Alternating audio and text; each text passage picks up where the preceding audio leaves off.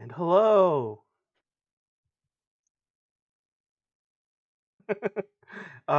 Welcome everyone. Hello. Uh, you remembered, you forgot. Um, uh, Yep. Welcome everyone to a Friday night session of ShadowCrew Adventures with our Waterdeep Dragon Heist campaign on Arvin Eleron's channel. Thank you to Arvin Eleron for hosting our campaign on his channel. I am not Arvin Eleron, but I am your host, and for this evening and the dungeon master of this campaign, I am Shadowed Mage, he/him pronouns,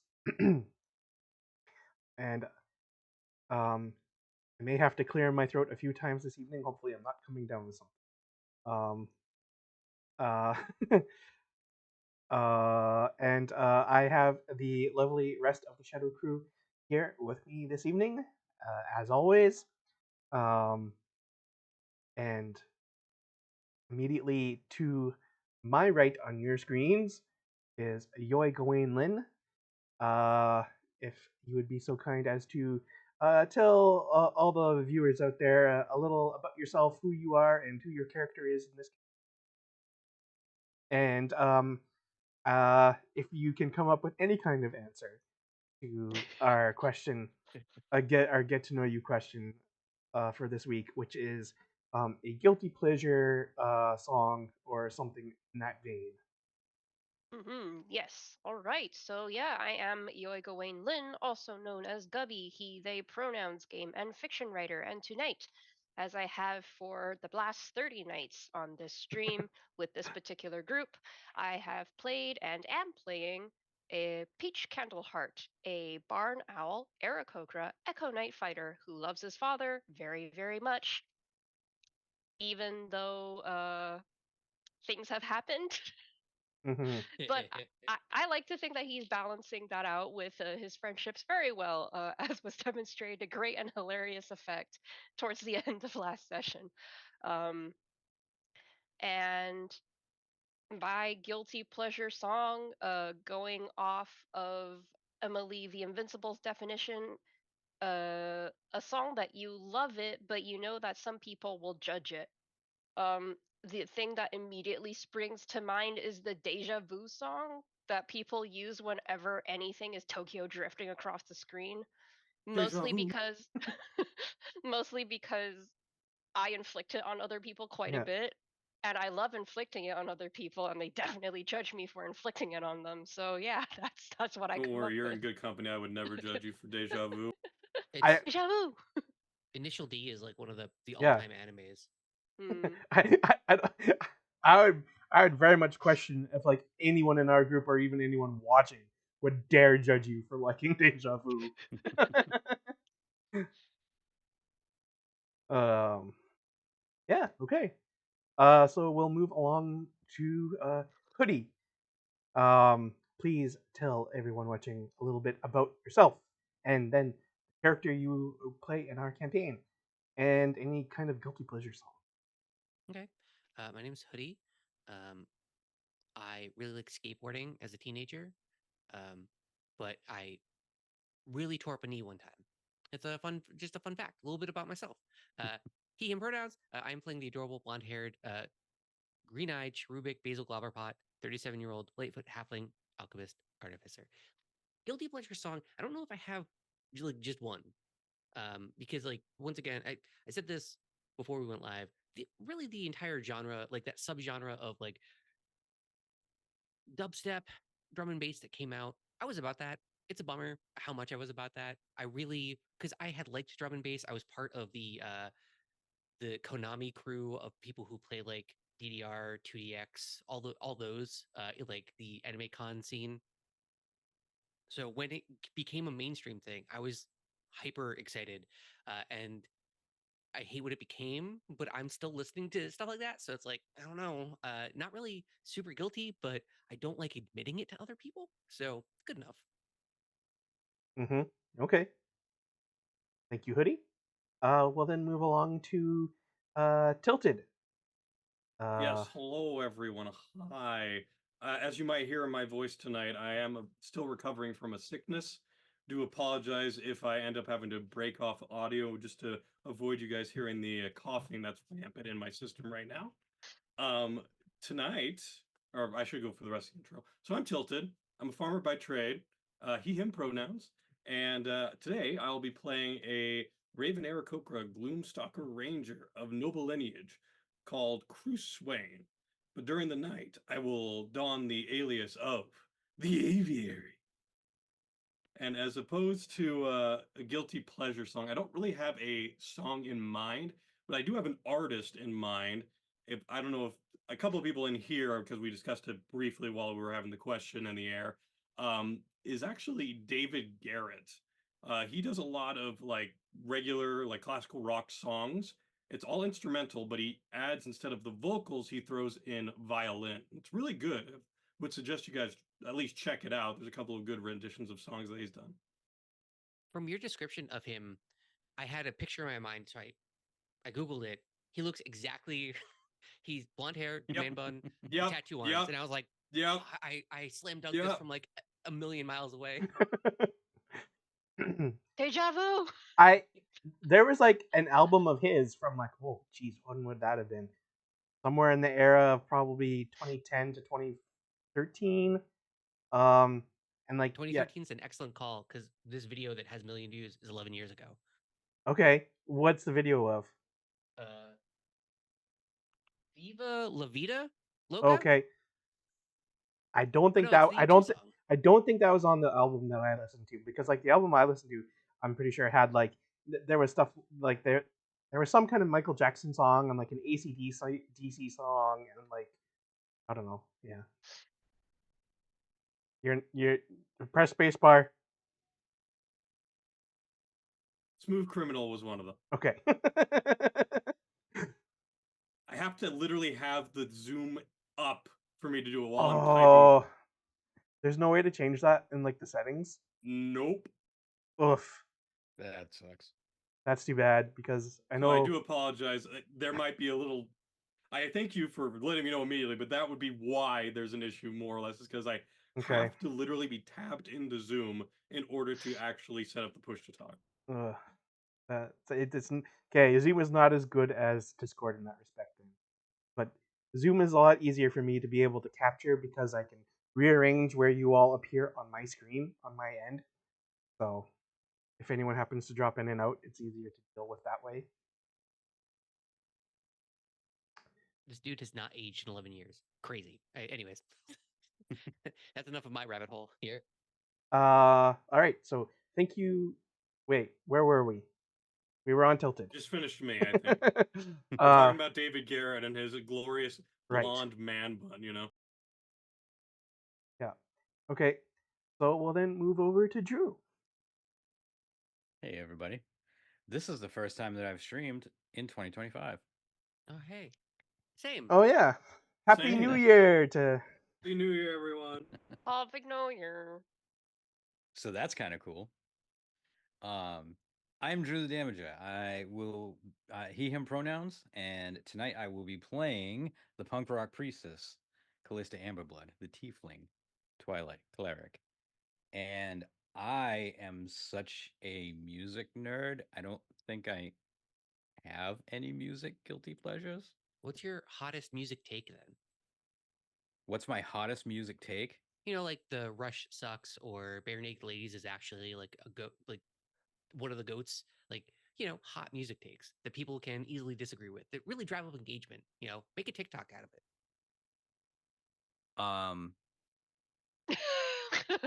Okay. Only cold takes here, apparently.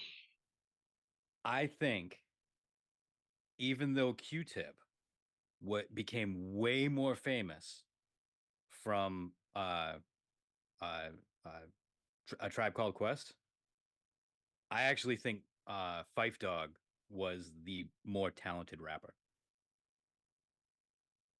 Right in a blind spot for me. Yeah, I'm like, Really is. I those don't know are any words. I understand that you were speaking English, but I don't know what you're talking about.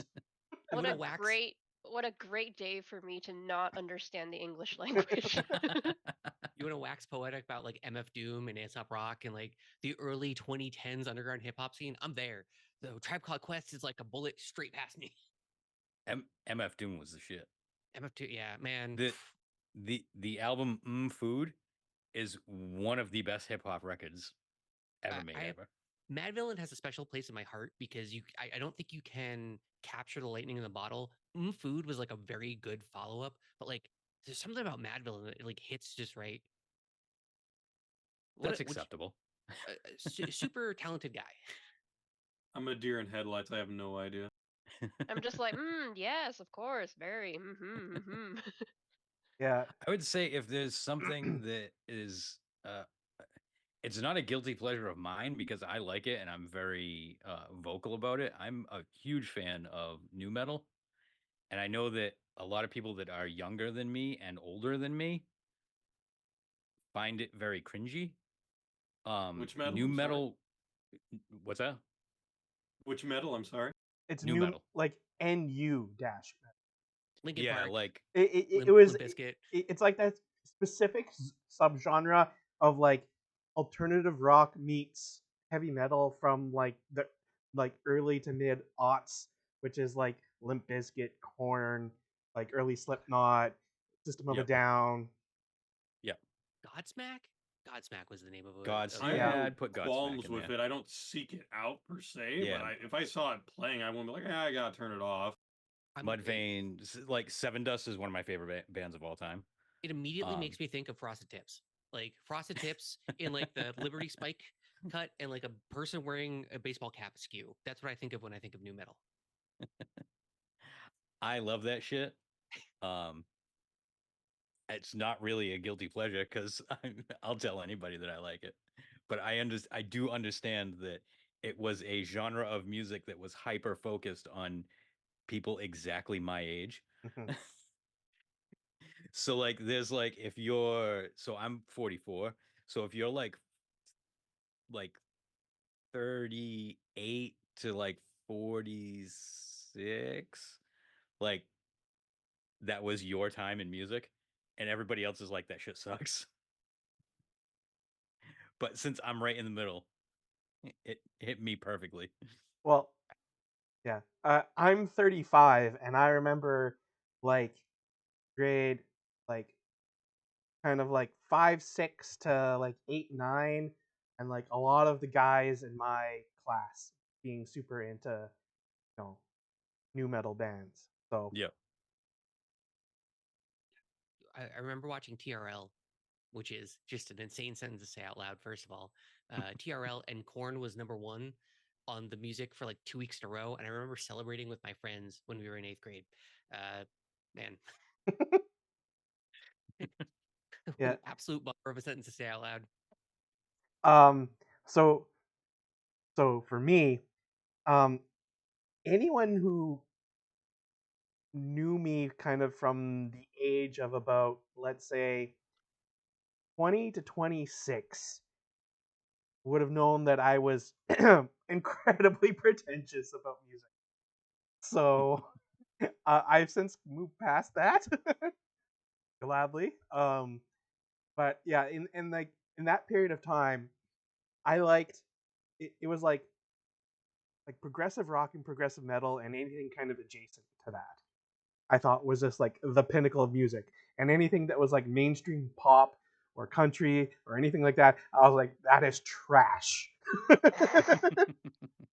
Oh boy. I still think that country's pretty trash, but that's because it's like I was raised around like, yeah, I know I'm good. Garth I'll Brooks, When pass. the Lightning Rolls, is like one of the hardest songs ever. I don't listen to country. That song gets me. um, but No. it yeah. So I've since kind of like moved past that mindset.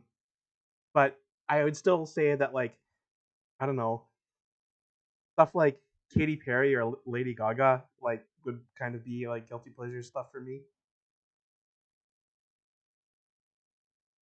What about good old Miley Cyrus? Wrecking Ball Uh, goes hard. I've never had like any kind of strong feelings on a lot of Miley Cyrus's stuff. I guess. Fair. Yeah, Um, for me growing up, I was mostly raised around like classical rock and a little bit of like hip hop, and then small bits of metal, like the beginning ones, like Metallica, AC/DC, that kind of stuff. Nothing like you're going heavy metal yet, but over time I've become more willing to bring those in. When I was really young, I wasn't really into rap at all. Now I understand and appreciate it, but I don't really go out of my way to listen to it. But there's just certain like things I just gravitate towards. you made a statement that I want to latch onto, and which is that like you mentioned metal, and then you mentioned early stuff, and then you named Metallica, and my guy, Metallica Okay, was at like their peak in I'm '84, and 31, my that's guy. 15 years after heavy metal came on the scene. My guy, I'm 31. I'm so sorry to ruin your delicate sensitivity about what's heavy metal and what's not.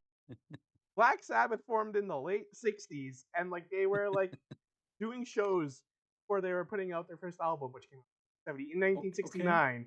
And 1969 is like the birth year of heavy metal. Oh, I want Emily, to this see. is a great conversation. Let's dunk on Tilted today. This is I want to see perfect. if this tilts you, Shadowed. I didn't like any rock music, any of it, until I played Guitar Hero, and then I learned what rock music was, and then I started listening to rock music. Like I didn't listen to Journey until I was like 25. That's good music too. Hey, There was a lot of good music on Guitar Hero. In I, fairness, I mean, as like, long as you finally got there. Yeah. I mean, Uh, back. So, like, when I was like in middle school, high school, I liked Nickelback. oh, okay. We can all leave the call now, right? That's I, I'm Canadian, and I was like 14 years old. I was like prime demographic for Nickelback. okay. Yeah. No. Yeah, the way that new metal was laser focused on people in my age group, Nickelback was laser focused on Canadians in your age group. Yeah. perfect. Balanced as all Meanwhile, things should be. Meanwhile, I learned of Nickelback through word of mouth, but I never actually heard their songs for a while. So me being me, I was like, "Oh, okay, that's the name of the band." it must be about nickels. So I listened to a whole lot of their songs, waiting for discussion of currency to come up, and it never fucking happened. And I was so angry. I just never listened to them again. And I anyway, I'm very normal. I I'm have extremely normal. Oh my god. I have this Uh, distinct memory The ultimate of straight man. sitting at the family computer when I was about probably about 14, and I wasn't using Winamp. What the hell was I using? I can't remember. It was some other music player. But anyways, I had pirated music on the family computer. Of course, everyone did. Of My course. god, why would you do such a heinous Kazaa crime? or LimeWire? That's the real question. Oh yeah, LimeWire. I think this was prior to LimeWire, so I was probably using Kazaa Lite at the time. Anyway, I was yeah. playing "How You Remind Me" by Nickelback out of the speakers attached to the family computer, and my older brother comes downstairs and walks past the computer, and he just stops, turns, and looks at me, and he says, "You like that song?" It's just this distinct memory, and I'm like, "Oh, am I not supposed to like this band?" How dare you? I could hear it playing over the no bass level, shitty computer speakers. Just like this is how you. And oh man, what a absolute moment! There you go. Okay. See, Emily. See, we had a good discussion here, Emily. We had a good tangent on this. We're half an hour into being live. Oh, it's apparently pretty cringe to still like Hamilton, and I don't hate it anymore, or I never really hated it. So I guess that's also a bad one. Sure. What about, okay, so here's one that always came up in my generation, at least. Justin Bieber, as a whole. People would really like it, and some people would really hate on it. See, I was in my pretentious phase during that, right? So I absolutely hated Bieber. In the same way that I got very angry about Nickelback because there wasn't a single fucking song about nickels in it, I will not even begin to tell you about the emotional roller coaster that Photograph put me through because I was like, oh, it's going to be a photograph about nickels, but it wasn't. It was about something else completely. I was so furious. I heard the name Justin Bieber, so naturally I think, oh, okay, this guy's about bees, but it wasn't. And then when I saw his name spelled out, I was Okay. really angry again because there were no I'm bees in it. sorry, you can't honestly use that one there. I understood Nickelback, but See, really? see, It's the ultimate straight man. I- It's perfect. I knew he was No Canadian, notes. so I thought his name was Justin Beaver with a V. Oh, not like What's Bieber. a Biba? And I'm like, of course, a Canadian artist is named Beaver. It's one of our national Leave animals. it to Beaver. Justin Bieber, much like everything else in my life, where I've come to the realization that as you gain age and wisdom, that nothing's actually really cringe, and you can like whatever you like, and that's the true cringe thing is to think that other things are cringe. I don't hate, and now with the whole thing of the Puff Daddy stuff, it's like sorry, Beebs. I'm still, hey, listen, bud, I'm so sorry for the way that I treated you. I didn't say anything mean about you on the internet, but I disparaged you in my mind. And that, you know what? I'm sorry. You did great work. Yeah. All right, so who remembers what we did last time? So many things. It was before Christmas. My memory just goes blank. We almost got our kidneys stolen. Right. And by kidneys, Wasn't I it? mean brains. No, it And was by post-Christmas. It was right post Christmas. Oh yeah, that's right. It was okay. It was in the perineum of the year between Christmas and New Year. That Yep. period in which no one can remember what day it is. My mistake. I think we're just going to sleep. Yeah. We were waking up the next day to go fight a red wizard of Yeah, Bay. we're going to Blue Alley. You So yeah, like in the last session, you fought a what I demon. recall, we fought a Mhm. fiend, very Yep. smelly fiend. We Mhm. killed the guy. Callista got thrown down into a pit of waste. That was fun. Mhm. Then immediately was pulled out by Basil's contraption. Let's just call that in quotes. Mhm. From there, the brain dog had fully consumed the guy we were with, and then attacked us. But then we obliterated it, and then after the brain dog tried to teleport, we obliterated that like heavily. It was incinerated by like 30 magic missiles and a huge broadsword. It was It great. was great. It was great. Awesome. Mm-hmm. Peak gaming right there. Mm. Two people's trauma met and collided. Mm-hmm. Yeah, And every time we touch, I get this feeling. Okay, I'm done. Please continue. So yeah, and then like you gathered up the body and you took it back to the Blackstaff. There was the whole deal with the Blackstaff. And then you were going home, back to Trollskull Manor, and you're going to have a long rest, but then Bruce / the aviary went off somewhere. Yep. I think that was pretty much it. Yeah. Yep. Mm-hmm. And it's supposed to be the next day at dawn. There's the Yes. thing about that a red wizard of Thay is meeting Zentrum contact or something like that at the entrance to the Blue Alley, and Jalister, the bro who The worst guy ever who, in this campaign. who Only works trumped by Volo. who works for the Lord's Alliance, wanted y'all to try and prevent the meeting or like make it so that the Zentrum don't have a Red Wizard of Thay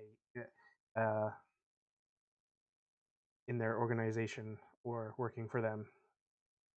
Do we know where the Blue Alley is? Yes. Yeah, I rolled a history for it, I remember. Yes, because right at the end of last time, actually, I think we were talking about this. And we were, because I was basically saying something to the extent of like Pam definitely would have known about the Blue Alley and where it was, because like there's this whole lore with it having to be like that, maybe like there's a whole bunch of like possible treasure and like a bunch of traps and it's really dangerous, and it seems to have been like all rigged up and like potentially watched by some kind of mad wizard. There are so many mad wizards in this series, in this city.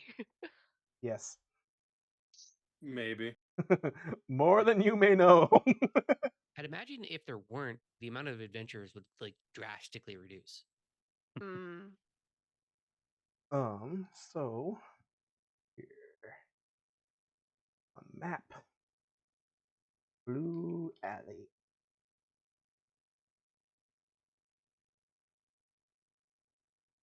is just east of Sighing Maiden's Walk.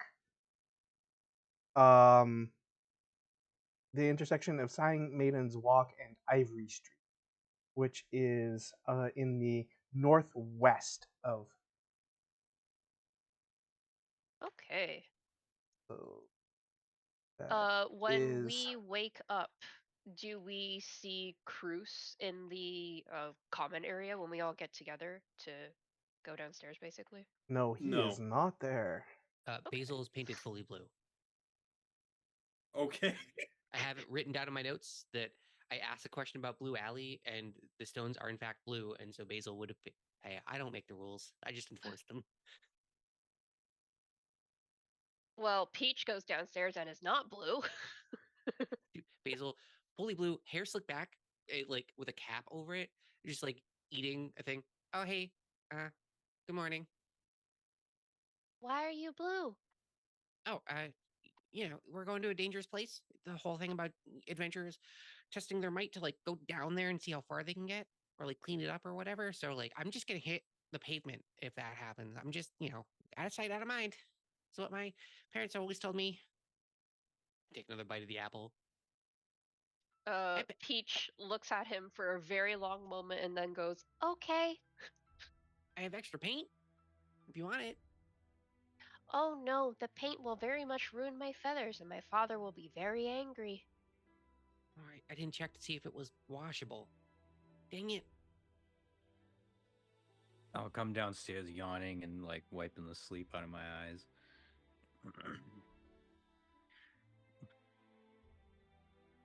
Basil. Alright. Hey, oh, good morning, Callista. How's it going? Why are you blue?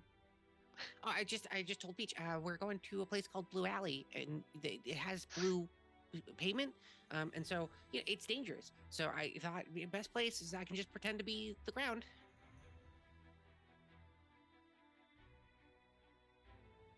Saying it out loud, I hear it. I think I hear it. Yesterday was a tough day. Yeah, Today will be better. I'm already blue. It can't get any worse. I know. And I will go get a cup of coffee. Okay. Peach starts making himself some tea and says, I noticed the tea has not been made. Has anybody seen our two friends? He says, looking around, like swiveling his head. Oh, right. I was the first one down. Normally, Cruz is up first. Yeah, I'll do a full investigation or perception check to see if like Cruz has been around at all. I'll take whatever time needs to be taken. Okay, so if you take any like time to search around, you see that it looks like Cruz never came home for the night. Huh. Should Okay, so say Cruz didn't come home. Should we be worried about? Is that like a bad thing? I don't. Hmm.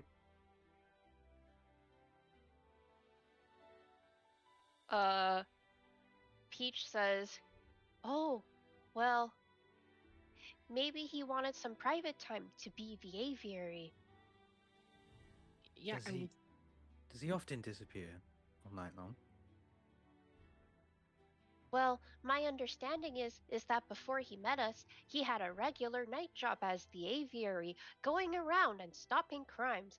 But then ever since he became our friend, he stopped doing that because we were running into all sorts of crimes by ourselves. So maybe he thought, "Oh no, my career is stalling. I will go back to it." And well, that is what I think. Well, that would be unfortunate. We'd need him here. Yes, well, Right. I don't suppose there was a note or anything. search around for a note. You did not leave a note, did you? No, I did not. There's But no. if you, as you go up into my room, because why not? We can add some dressing to this. You go up into my room. You notice that you guys haven't actually been in my room ever, so it's very simply decorated.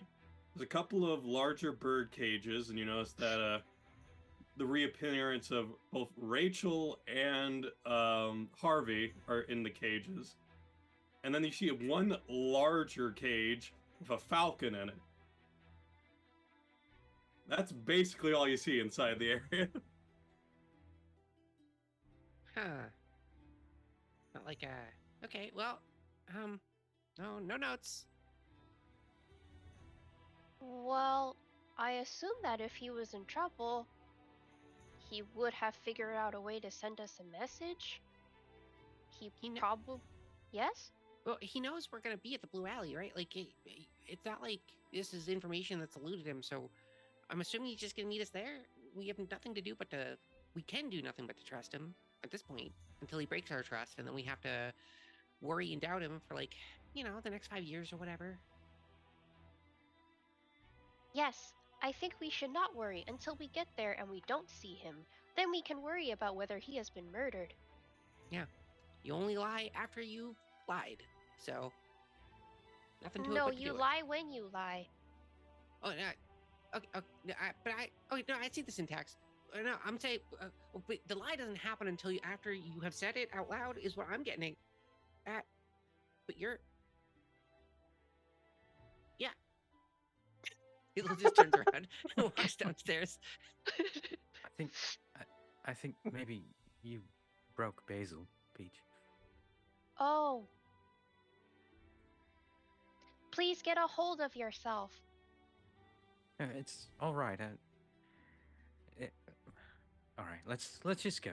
You hear it from the landing down below because the aviary's on the top floor. I can't. I already blew it. That's showing his pun number 1.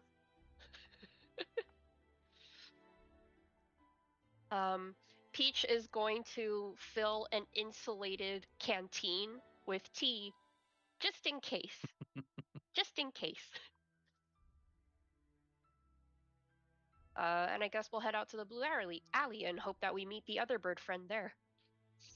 Okay. I'll leave a note and just like on the aviary's desk, like, hey, so we actually went out to the Blue Alley. You know, come follow us. I think you're already there, probably. In which case, if you're getting this note and we've already returned home and all of us are still alive, please disregard. Kindly, Basil. And it is the middle of winter, so dawn is late. Dawn is at like 9:30. Wow.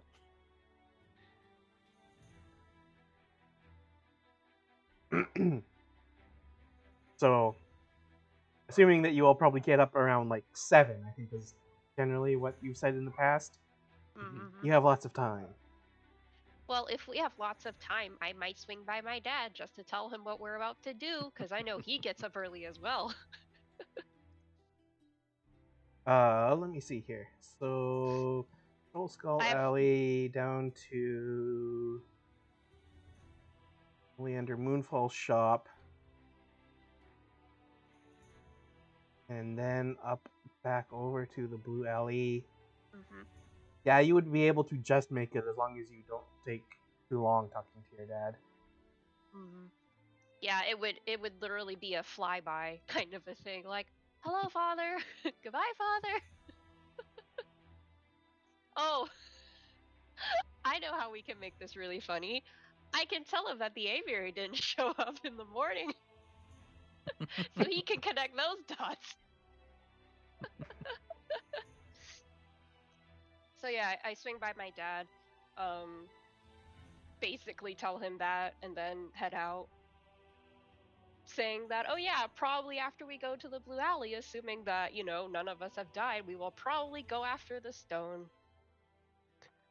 Are there, while Peach is doing that, are there any shops open? Yes? I would like to go into one of the shops. Okay. What kind of shop are you looking for? A knick-knack shop. Oh yeah, there would definitely be like one like right nearby Oleander's shop. I would like to buy something. I would like to buy a glass vial Okay. and a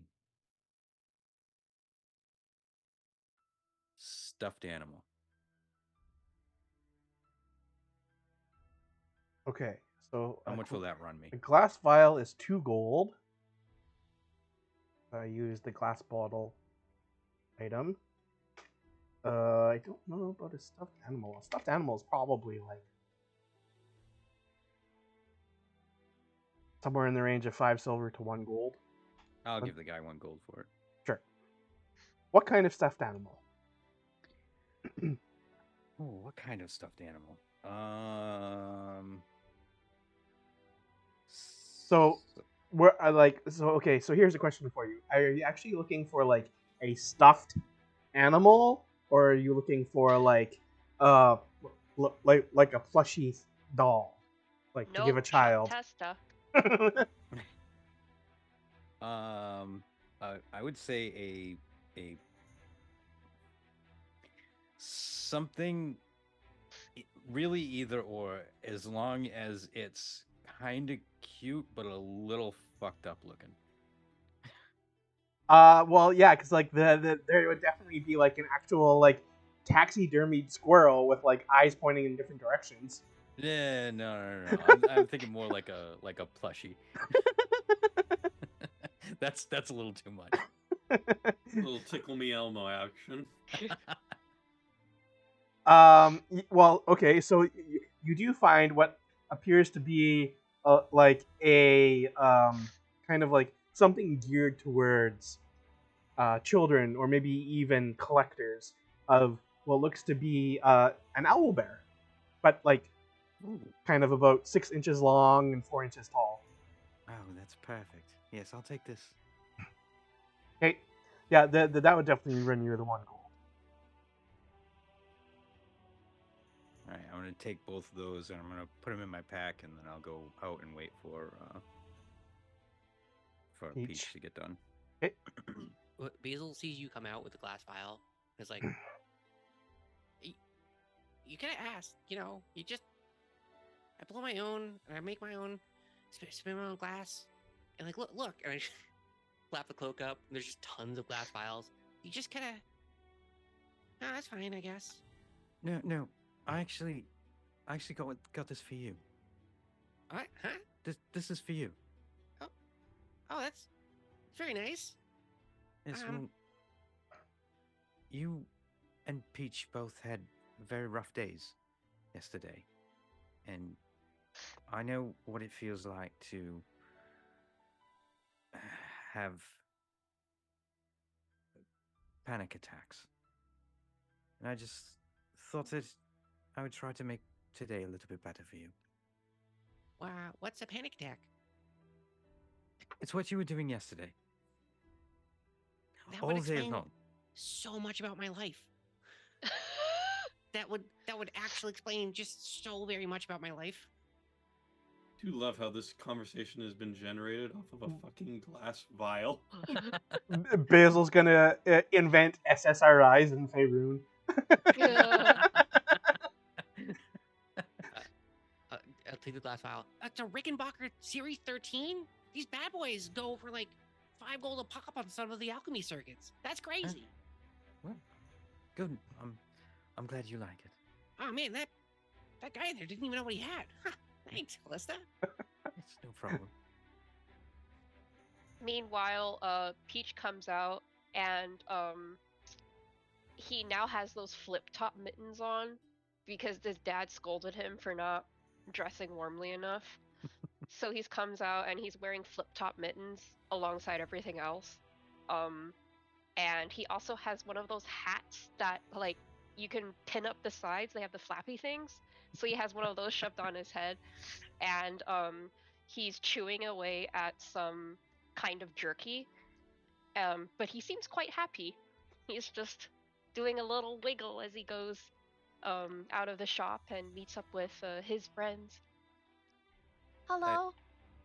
I love how the owl has a hat with ear flaps. Yeah. Perfect. It's perfect.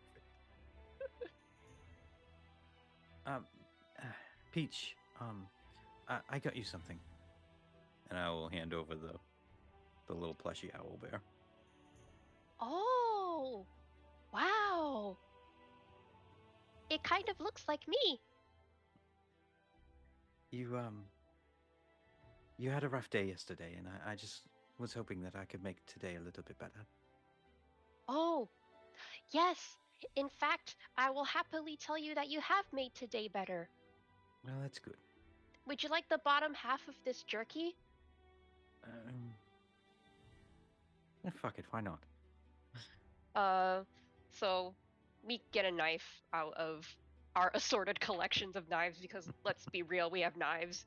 And Peach cuts off the bottom half while he's telling Callista very, very happily all the very high quality meats his father has pressed into this little condensed strip of dried meat. I wasn't nervous at first, but now I am. Because Callista doesn't know any better, so.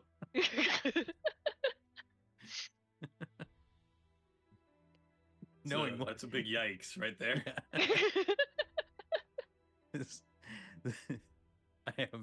I'm trying to keep a disconnect between the meta knowledge that I have and what Callista knows.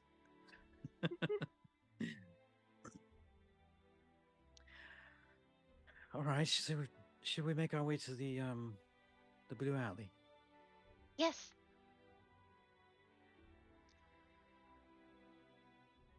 And And, we will walk to the blue alley.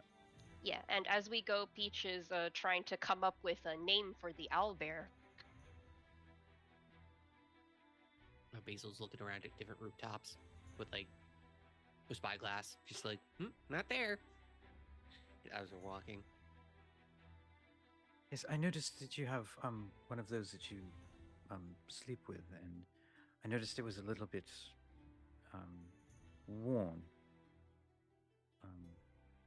So I thought maybe, a new one would be nice. Oh, I cannot ever replace Mr. Snail.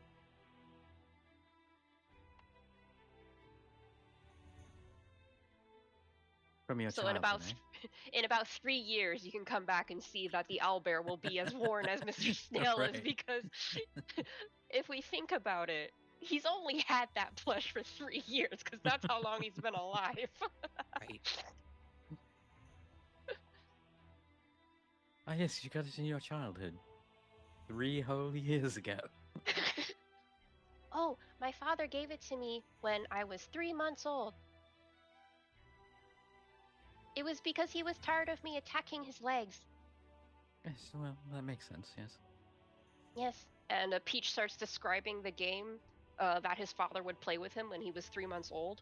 And it sounds like a really horrific version of Catch, where he would throw the flail snail and Peach would catch it. But the way he describes it is very obvious. He's describing a baby owl learning hunting behavior. So he would pounce on Mr. Snail and throw him around quite violently by the eyeballs, and then bring him back proudly to my father. And then he would throw Mr. Snail, and we would start it all over again. And he said this was the best way to make sure I had my nap every day. No, I guess you can't argue with that. So I'm giving you this tip now that I think about it, in case you ever hatch your own children. As you guys were role playing there, I realized I likely made an error, but we'll hand wave over it. The blue alley is actually red. No, No, my plan. I was just thinking about how like the latest that sunrise or dawn ever is in my locale is 9:30, like in the dead of winter. But Waterdeep Is on the coast. Well, no, its latitude would be more south in terms of Faerun. So their latest dawn would be at about 8:20. Well, we can say a mad wizard just shifts the dawns around every now and again. Yeah, just moved it back an hour. It's all good. Daylight savings. No. I was literally Googling is there like a known latitude of Waterdeep, then comparing it to like sunrise sunset times on like Earth. I mean, we could just say that we got up an hour earlier. Yeah. Yeah. That's fine. Yeah, exactly. I mean, I was saying, hand waving. Yeah. But because I like things being lore accurate if I can. So is Waterdeep known to be on a globe planet instead of a flat Earth? Yes. Turil is almost exactly the like same size and shape as Earth. Is How it in a flat convenient. universe, though? That's the real question. It's just that their like space is different because D&D. Mm. The planet is a globe. Yes. Time is a flat circle. Eh. Mm. No, you're heading to the blue alley. Mhm. Okie dokie. If you really think about it, D&D was made as a 2D game. So reality, it is flat. I will jump through cyberspace and punch you in the face. I did that intentionally.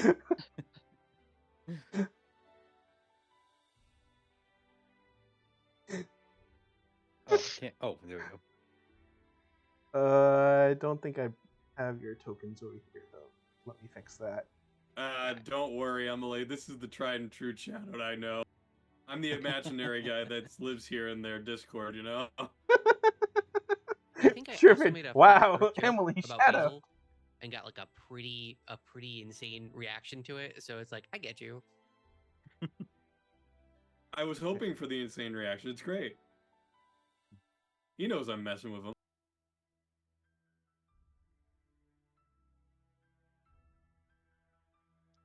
That's Basil's new like full mode is to prove that the Earth is flat through science. That's what the character fully becomes about.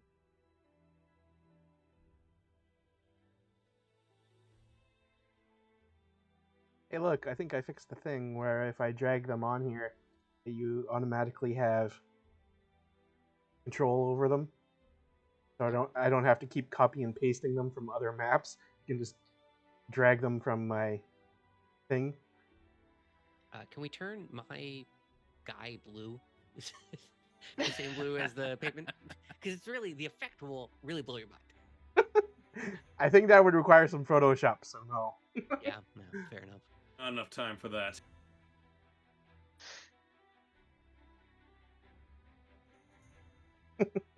I'll put Cruz over here so you can, assuming that you're coming, meet them. Entrance to So the yeah, blue as alley. you guys are just kind of getting to the alley and you're all just kind of relaxing for a moment, getting ready to get in and do the deeds, as it were, you notice that there is a stoic figure just sitting there, snow literally dripping off of his entire body as he's just sitting there, and then all of a sudden he just comes into view, and I'm in full white everything. Everything's white furs, white everything, and I have my disguise to be that I'm also white feathered. So I'm just this white mass that just approaches you guys. Are you guys gonna call him out like you called me out? Or is this like a not, is white just a cooler color than blue? Well, technically it's a shade. I don't want to get into that argument. Well, hello there, gentlemen and ladies. I guess, according to that link that Prince Dustin posted, Toril is slightly larger than Earth, but only slightly.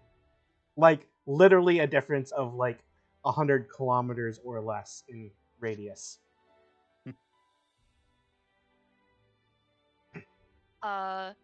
Peach goes up once he recognizes Cruz's voice and goes, "Hello.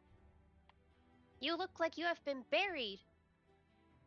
Yes, I had a bit of a sneaking suspicion on a couple of things, and I wanted to get it sorted out. So I staked out a couple of areas overnight, and let's just say I didn't get some good sleep. But I'm here, so how may I assist?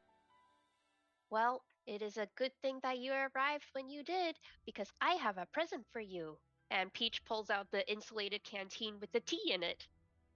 Oh, what's this now? It Just is an kind of take the insulated cup. canteen with tea in it. Oh, my favorite. I just kind of peck my, like, open up the top, like, peck into it. It's like, Oh, this yes, is refreshing. I have this problem too. This is what my father does. And Peach like pours it very carefully for for Cruz into the bottom half of his beak. Yes, perfect. Thank you. Yes, although your beak is very much longer than mine. So I think this is actually easier for me than it is for my father to do this to me. It's okay. I'm certain we'll work it out regardless, but I do appreciate it. As you can clearly tell, my voice is a bit hoarse. Maybe I caught a little bit of a cold. Hopefully not. Yes, Oh, I should have put honey in this. Were you out all night, Chris? Hopefully, Cruz doesn't Uh, have bird flu. If my character could jump out of the screen and punch you, it would.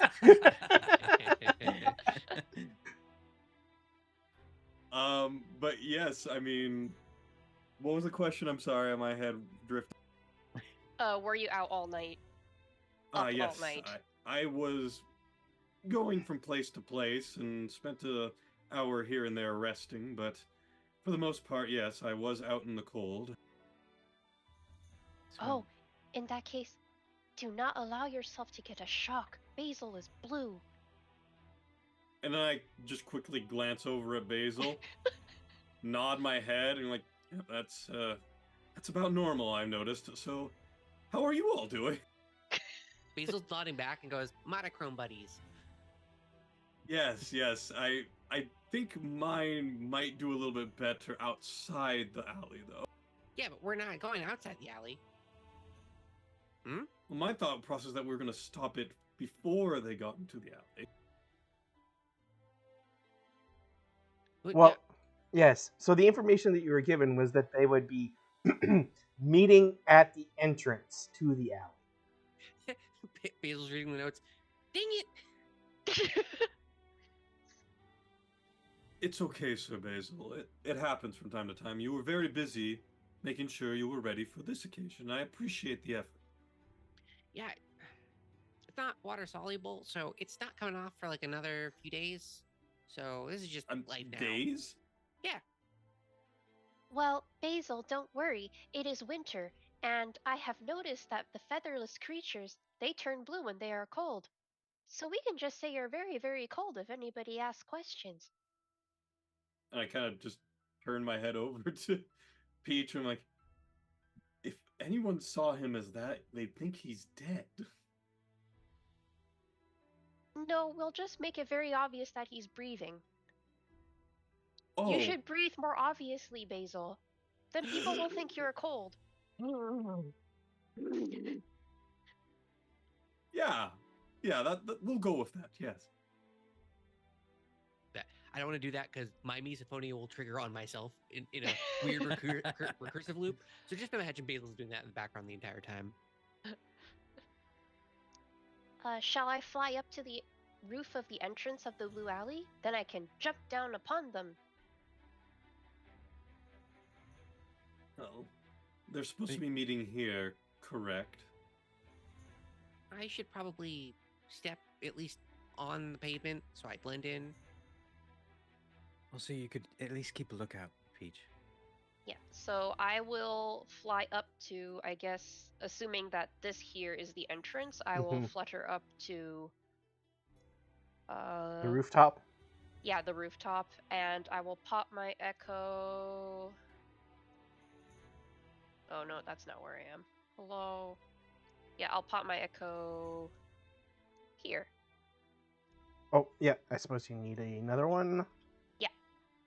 Thank There. you. There? Yeah. Is And this then a person? No. that looks like a trash can on fire. It is a table. Oh, close. Sitting in the entrance of the Blue Alley, and up on top of the table is a book laid flat and open. Well, I'm gonna go look at that. Be careful. Tam almost got sucked into a book. So books are dangerous. It's fine. So sitting next to the book is an ink pot with a quill in it. And you can see that, like, on the pages of this book, that there is names and times. And like a name with a date and a time. What's the last one? The last one, let me see here. Is dated 2 days ago at 1:15 p.m. And the name is Harin Grumblehammer. Harin Grumblehammer. Yes. Of the Grumblehammers. Of the Grumblehammers. Yes. The New England Grumblehammers. Right, yes, of course. Here they vacation at Martha's. It looks like this is like a guest list almost. Like a registration, perhaps. Yes, only the last person that signed it was here 2 days ago, so I think whoever we're waiting for hasn't arrived yet. Well, I have an idea, but not everyone needs to join me in it. What is your idea, Chris?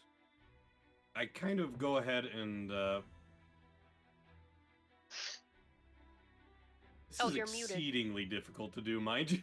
But I'm going to go and place my character essentially where Basil is, and I'm going to take the prototype grappling hook, shoot it straight up, and use rope trick above the alleyway. Okay. And I'm going to put myself in that area to look down below, so I can be there and waiting if we need to do something. Oh, so you're in the air above where Basil is? Yes, because I can create a pocket dimension using that. Interesting. Okay. And I can see out of a small, I think it's like 5 by 5 foot window below. Okay. I look at Callista. Wow, he really navigated that rope trick. Because I'm blue. I'm more like cerulean, but you know. All right, so many more. Is We have Basil at so some many more, really? is Basil at some point going to say dabba dee dabba die? I mean, maybe, but I'm gonna cross that one off the list. Now we've already. Oh, all right, Basil. Since you're blue and Cruz is gone and Peach is up on the roof, then maybe you and I should walk down into the alley and just sort of keep a lookout around the corner. What do you say? I just go into the pavement and I just lay down, spread eagle. Do I fit in? Do you still see me? Yes, I can still see you. Dang it! As Basil walks past the book into the alleyway, you can Uh-oh. see his name appear on the book with the date and time. Police state. Yeah. Basil. Shit. Information aggregators. They owe me money. It's mine. Yes, maybe we shouldn't. Maybe we shouldn't go in there.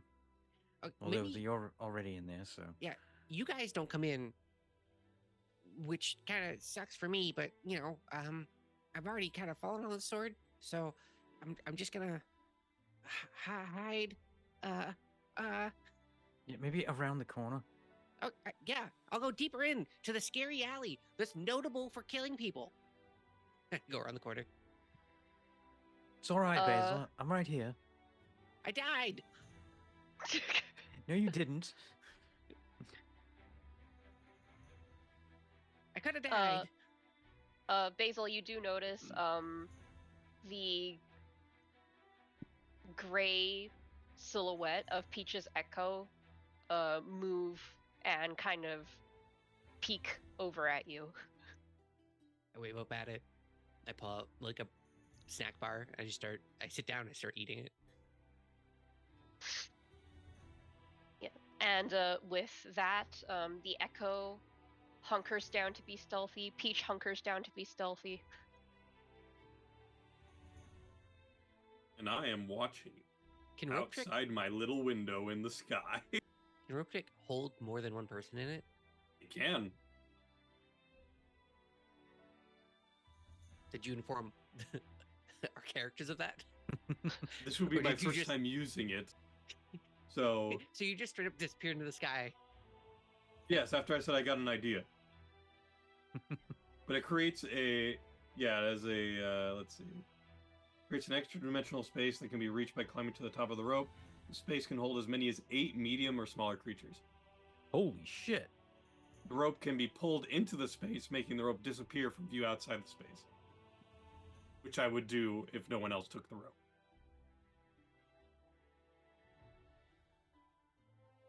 Yeah, it's just like a pocket dimension. You could technically, if you time it right, I couldn't do it, but you could technically do a short rest in it because it lasts for an hour. Oh, wow. All right, well, I mean, I don't know any of that, so. No, and this is again my first time using it, so I wouldn't Yeah. know the actual contents of it outside of, oh yeah, this is a cool spell I learned. Right, so you kind of don't know it either. Kind of just like, huh, I like tricks. I like rope. Let's make it happen. I could fit like 7 more people in here. Yeah, it's very spacey, honestly. Right. Basil. Yeah. I don't want my name on this book. So I'm gonna go try to find another way around. You do notice that the rope is gone back down, so if you wanted to, you could go up if you wanted to go into the space. No, I'm not gonna try doing that. Okay.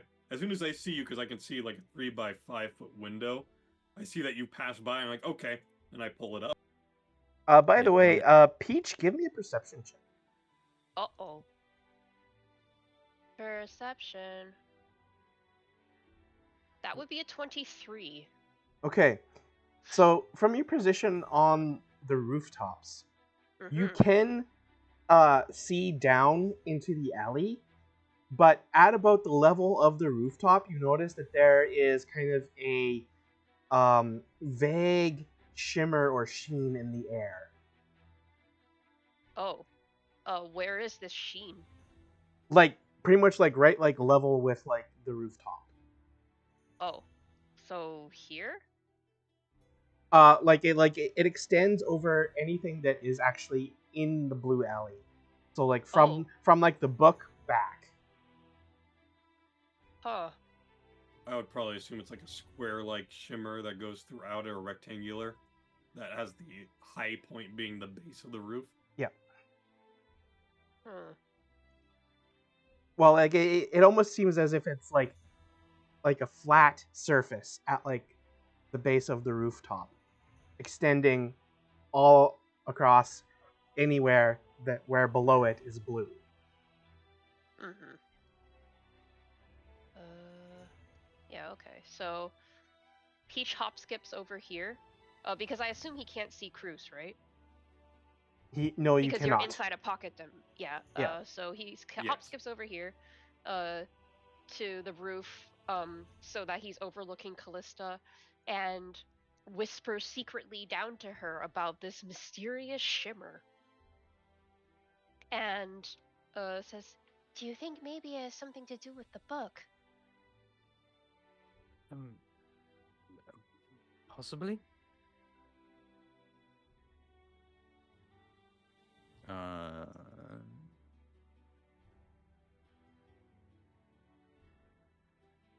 hmm. Uh. I want to do a thing, but I kind of don't. Wait 1 second.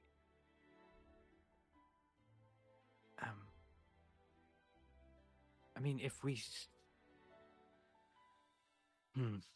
Well, Basil's name is on it now, Yes. and I don't want my name on it. I certainly don't want yours. I don't even know what would happen if Cruz or the aviary went in there.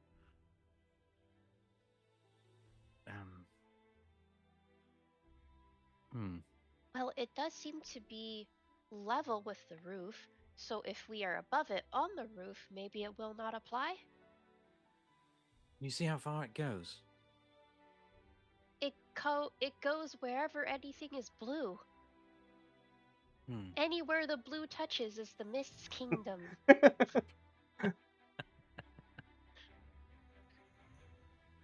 All right, I'm gonna. Excellent. Is there anybody around? There's the occasional passerby along the street. Okay. I'm gonna walk back over to here. Not past the book, just where I was before. Yep. Peach is going back over here. And So you kind of flutter right across the alley, or like just jump Yeah, across. I flutter or I jump, but I'm not climbing back down and then going back up. Mm-hmm. Yeah, I've been on the roof / above the roof line the whole time. Okay, I hope this works because this is a big one. I'm going to cast Dispel Magic on the book.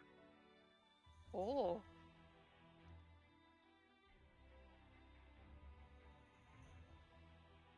Intruder alert. Intruder alert. Good luck. Good luck, Shadow. The stream's gonna black out with like the Matrix code, and then Callista going, "I'm in." No, it's what's going to be better is all of a sudden all the blue tiles will turn red, and Basil will be saying like, "God dang it! It's like, Not why is the again. Doom soundtrack playing? You're right. Why do I hear boss music?" Mhm. Okay, so give me. So it says make an ability check using your spellcasting ability. You're casting this Um, specifically on the book. Yeah. Okay. So it would be whatever your spell mod is. It Wisdom for you? Yes. So yeah, you'd be rolling a d20 plus your spell mod Plus proficiency, I believe. plus proficiency. Yeah. Okay, So in that case, it would be a +3, wouldn't it? So it would be +3 plus my wisdom? I believe so. It's a spell attack, basically. So I go D20. Okay, I got a 10 plus my wisdom is 4, so 14, 15, Plus 16, 3. 17.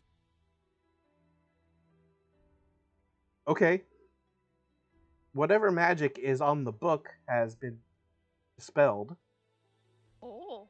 Nice. Do you still see the shimmer, Peach?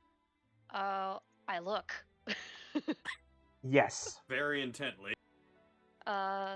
Peach looks down and says, "Yes." All right, let's try this then. I'll take one step further. Okay. And then you look back at the book. Yeah, to see if my name appears. Your name does not appear. Nice. I'm gonna walk over here to Basil. Okay. Huh? Actually, I'm gonna go over here. Okay. So I'm hiding behind the corner. Wow, wait. I thought you weren't coming in. No, I broke the book. Oh. Well, I mean, Yes. that's good for us, like immediately, but I when mean, they it's come good in, for wouldn't they it's good for know? me. It's not good for you. Your name's still in the book. Yeah, I have a feeling that no one really knows my name. It's kind of like the life predicament that I find myself in mostly. Okay. Basil, give me a perception check. Sure. Big +1 coming in. Ooh. 15. Okay. 15 solid. You notice about 5 feet behind Callista, kind of right level with like the edge of this building here, there is a shimmering flat vertical surface in the air. What's with the? Weren't you guys talking about like a There's shimmering also something? there's also a similar one 5 feet behind you. I'll point it out, and I'll point out the one behind me.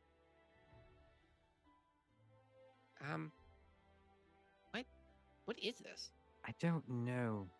I mean, your guess would be as good as mine. Oh, right. I have stuff. I'll pull up my detect magic. You are blinded. This area is completely magical. Can I at least get a How many vein on flashbangs can we what give type of Basil magic this it year? is? Yeah, here. Okay, just 1 second, please. If it's just all, what is it? Abjuration. At least that makes sense.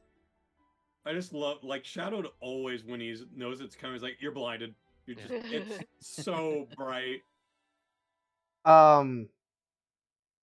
So technically, above you, level with the rooftops, and these shimmering surfaces to the sides, is all actually evocation magic.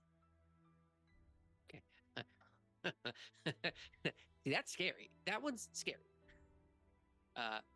By the way, I have now at this point tinted my goggles because I've been blinded so many times. So like, can't pull a fast one on me. What's the? Are the walls the same or are those abjurative? Like the physical walls themselves. No, the like shimmering vertical walls that we saw that I saw. Yeah, they're all basically the same, and it's all evocation. Oh, well, I mean, a little bit of good news, bad news. It's not abjuration, so we can walk through it, but it could be, it is evocation, which means it could explode, or call like lightning, or call friends, or Yes, I was going to say, isn't that dangerous? Yeah. So, we're in a cube of dangerous magic. And how do we leave it? I'm hoping that we just walk out. Okay. Should we just leave then, or should we just hide here until those people come? I think probably our best bet would be to hide here until the wizard shows up and see what's going on with him.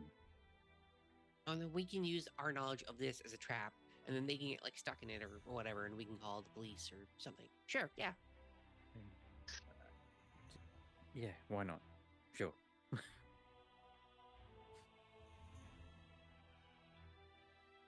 So, Oh boy. arriving, heading westward along the street from the east, is a hooded, cloaked, robed figure, accompanied by 5 intimidating-looking thugs.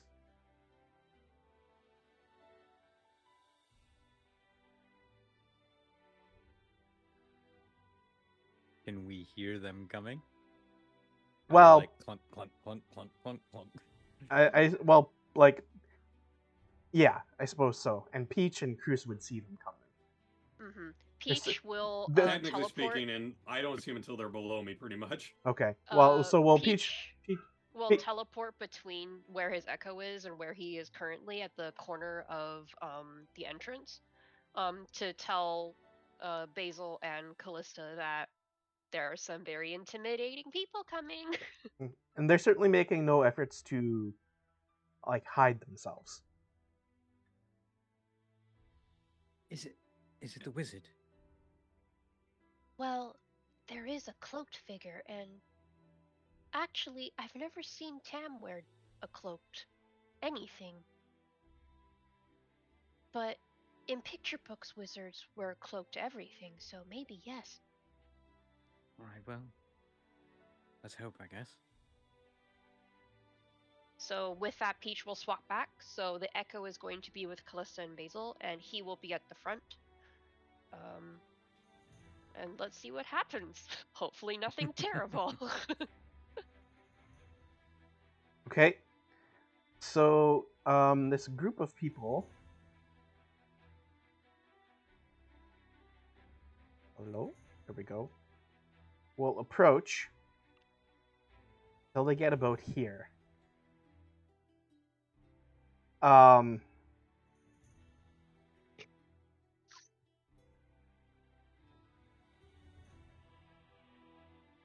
And then the robed figure will kind of look around and see the blue cobblestone of the blue alley, puts up a hand, and then he just kind of folds his arms in front of him and just stands there, and all the thugs are kind of looking around intently.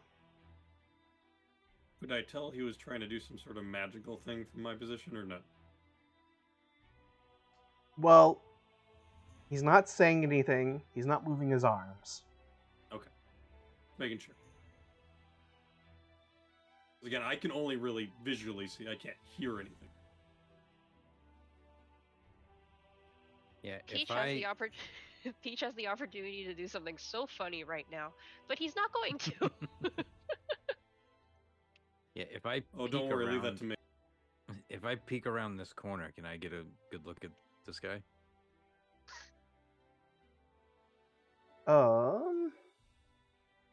Sure. And he just looks like a dude in robes. Yeah, it's kind of mottled red and black. Is he an older guy, a younger guy? Hard to tell under his hood. Hmm. You could give me a perception check to see if you are able to ascertain anything further. Let's see. Here we go. Nope. Sorry. He's a guy. His hands are in his sleeves, folded in front of him, and his hood is covering up his features. Since I'm right there, could I also roll a perception check just to see what I can see? Sure. That's a 16. By the sorry, are you trying to like conceal yourself at all, Peach, or are you just? Yeah. Yeah, I thought you did say something to that, but just remind me.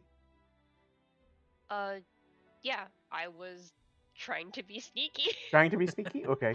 Yeah. Okay. So give me a stealth check. Good thing you're not on that heavy plate unless you are. I'm not. Otherwise, I couldn't have flown.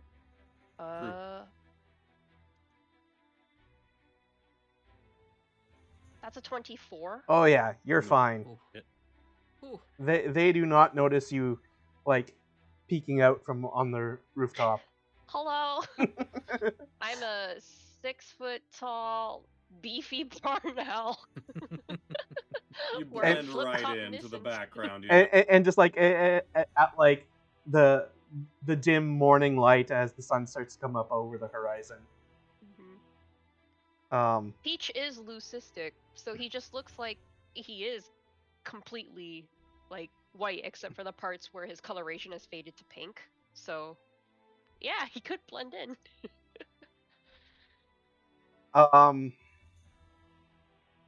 From what you're able to discern from under this figure's hood, he looks to have kind of a patchy graying beard. Just like a wizard would. And Unbelievable. like a wrinkled face, but very vibrant green eyes. Are these eyes replaced with gemstones by any chance? No. Okay.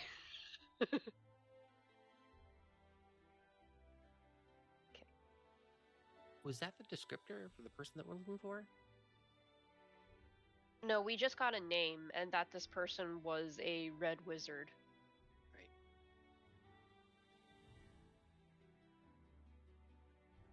Yeah, and so like his robes, they're trimmed in black, like around the edges, and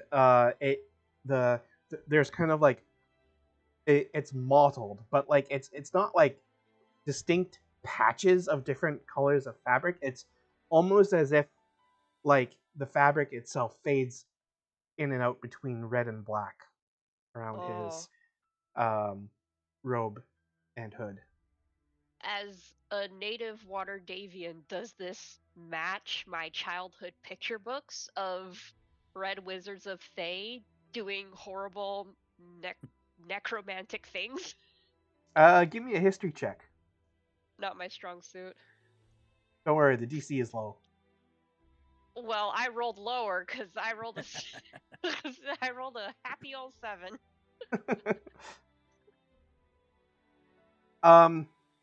Well, you're not certain, but based on but based on him like being here with this description at this time, you would be reasonably certain that this is a red wizard of Thay. I have my glaive on the rooftop next to me, and so I just put my hand on it. I am prepared. Okay. It's not like giving off like immediate danger to you, but there is just the subtlest glow around its edge.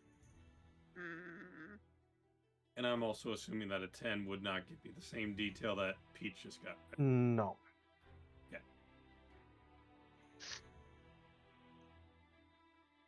So are they seem to be waiting for something, Correct. Right? Okay. Because I just realized Peach has no way of discerning. Wait. Actually, it kind of does, but, well, not actually telling, but he can kind of guess reasonably at whether people are telepathically communicating, because that's something his uncle can do. So it doesn't look like this person is speaking with somebody inside their head, right? It seems like they're paying attention outwards as opposed to inwards. And in fact, the robed figure like pulls back his hood for a moment and like looks around at the sky and then like unfolds his arms, reaches inside his robe, pulls out a circular gold object, and like flips it open, and he looks at it, and he like looks up at the sky again, closes it and puts it back in his robe, and he starts like tapping his foot impatiently. Oh. We could do something so funny right now, guys. I have a thing on deck that I desperately want to do. So bad. Like, I mean, my you character's could. sitting there like, I'm waiting for the opposition to show up. Because I would totally drop down right now. I'll look over at Callista. So, like, are we gonna kill this guy, or what are we doing here? We're just stopping the deal, right?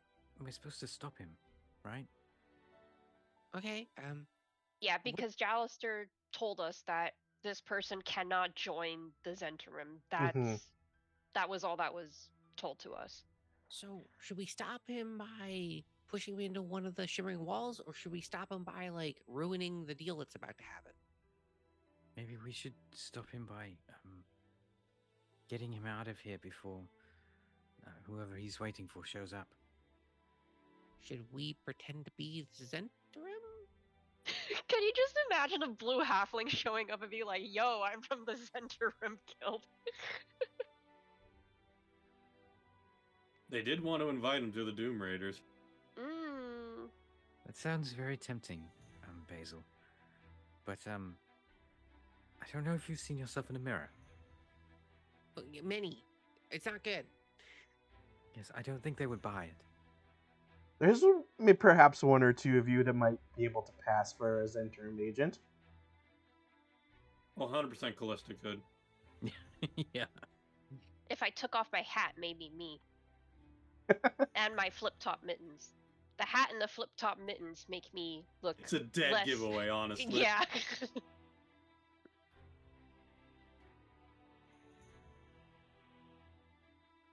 You guys play it how you want to. Again, my character doesn't know anything that's going on strategy-wise. I'm just literally seeing this happening like, okay, let's see what our party does or what happened. Neither do our characters, clearly. You can actually see them, though, outside of this little window. And hear them to an extent.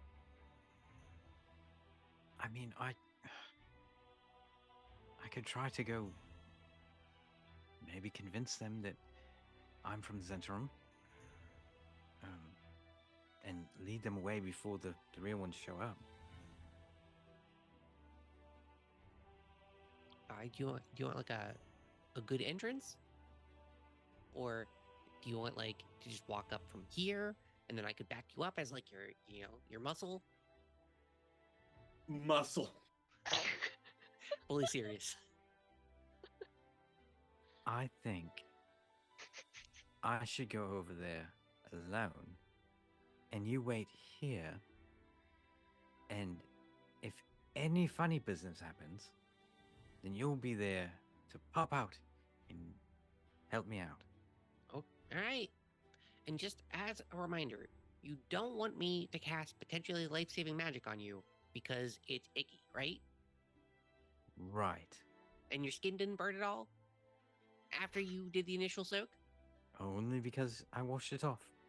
I'm just saying, it is a preventable thing. So, while Basil and Callista are debating all of this, Peach, give me a perception check. Oh, man. 7. Okay. Okay.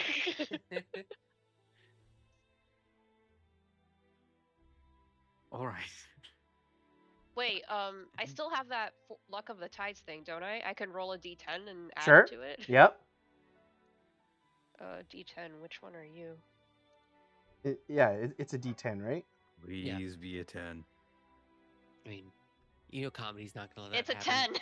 10. Oh. Yeah. Never mind. Comedy. There we go. Yeah, there we go. Charm of the Fates coming in clutch. Uh-huh.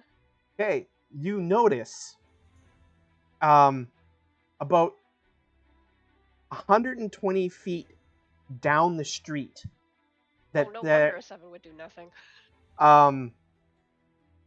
A halfling in an apron and a chef's hat with a cleaver sticking out of his pocket. Like he stands out in on the street, and he's like kind of like walking down the street and whistling. It's the guy. It's the guy that we need. Okay. He'll do that teleport back thing and whisper a report down to Basil and Callista. Basil starts taking out the crossbow. That's him. We can do everything in one, fell swoop. So is the halfling alone? Halfling is alone, and he's further like he this map isn't big enough, but he's like 120 feet off the edge of the map. Oh, okay. To the west. And Peach whispers down, "Do you think we should intercept him instead of the wizard?" It seems like a good bet, and then I could take his place. And it'd be fine. I would fit right in, except for the blueness. But that's whatever. How are you gonna get past the wizard without him seeing you? I can teleport. Oh, actually, sorry, I need to rewind a bit here. You're trying to speak to them from the roof, correct? Yeah. They see you, but they cannot hear you. Oh, What? I mean, bummer, but okay. So we just see Peach sticking his head over the roof and just. Yep. Wait, so just- they can't hear me anymore because they could hear me before. Sorry, at what point was that? It was earlier before they arrived. It sounds like the shimmering roof thing is a deterrent for noise. Yeah. Sorry, yeah, I guess I missed that. Oh, okay. So at no point did Peach saying You anything. shouldn't have been able to. Okay, so I shouldn't have been Yeah. able to talk to them. Yeah. My mistake. Okay. The first In that conversation was you talking down at Basil and Basil talking back at you, but saying, "I can't hear you," but motioning like he's understanding and talking back. Okay. In that case, Peach, like whenever he teleports back with something to report, he'll be like, "Come," or like.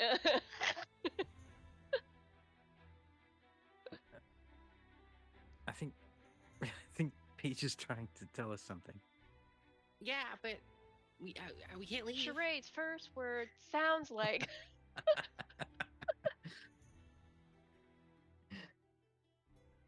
Yeah, but when he sees the halfling, this time he gestures a bit more strongly, and can't- he. Do you want me to climb? Basil, yes. Can you climb up there? Yeah, sure. Why not? Before I make any horrific rolls, let's see what my elixir for the day is.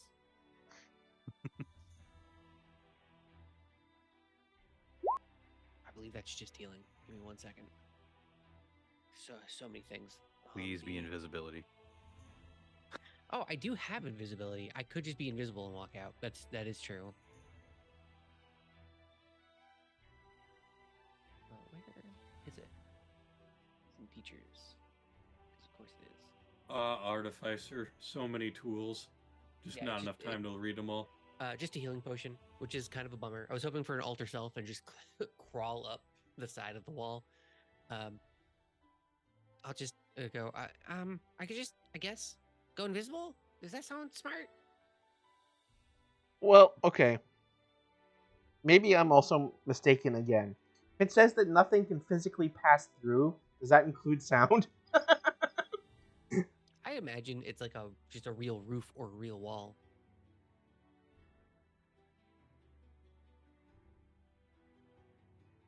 Oh, so Basil can't climb out of it? Yeah.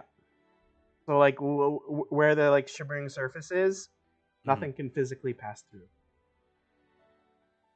Oh, that sucks. Right. Well, I'm gonna just go invisible and try and skedaddle on out of here. So I guess good luck. Yeah. No, that's good. That's a good idea. See if you can see what Peach is talking about. Okay. I'll go invisible and scamper out. Okay. Need to figure out how much time has passed. Gotta at least be a few minutes. Okay. So in that case, since it is a few minutes, Basil, as you walk past the book on the table, Mm-hmm. you can see that where it had your name, Basil Globberpot, like day and month, time, that line changes the day and time, then changes to say coward. I've been called worse. Basil just strides right past it.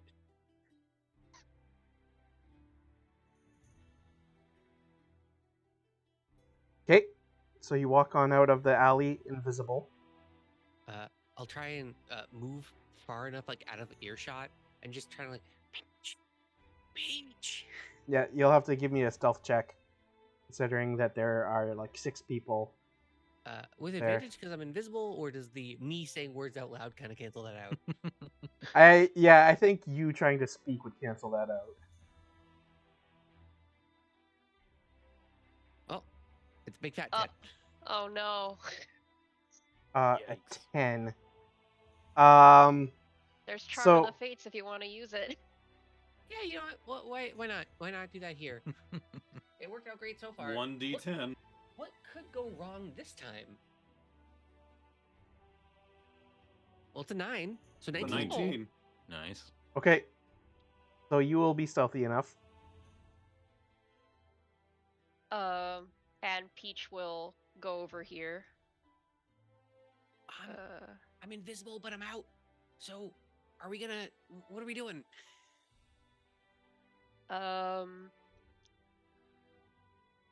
What is the status of the halfling currently?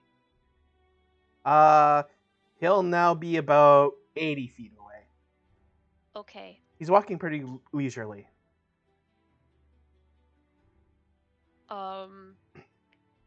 Let's see.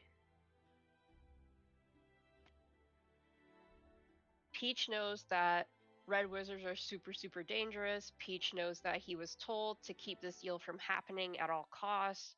Peach is extremely averse to doing violence now because of the time that something horrible happened at a mansion. And his dad was forced to do something extremely horrible that made him throw up because he messed up. So he is going One to might say it's been a very traumatic week. Yeah. Yeah. So he's going to think very quickly, and he's going to whisper to Basil, I don't know, but try to follow my lead. Oh. Hey. And he is going to take off his flip-top mittens and also his hat and put those away along with the owlbear. And he is going to creep back here. And then stand up and jump down. In front of the group and I say, literally see you just like, what the fuck? and he basically stands like as tall and seriously as he possibly can. And he says, "Hello, you are in terrible danger. You must be away from this place." And the robed, no longer hooded figure, because he pulled his hood down, seems almost completely unfazed by Peach like settling down in front of him, and he just kind of like looks Peach in the face.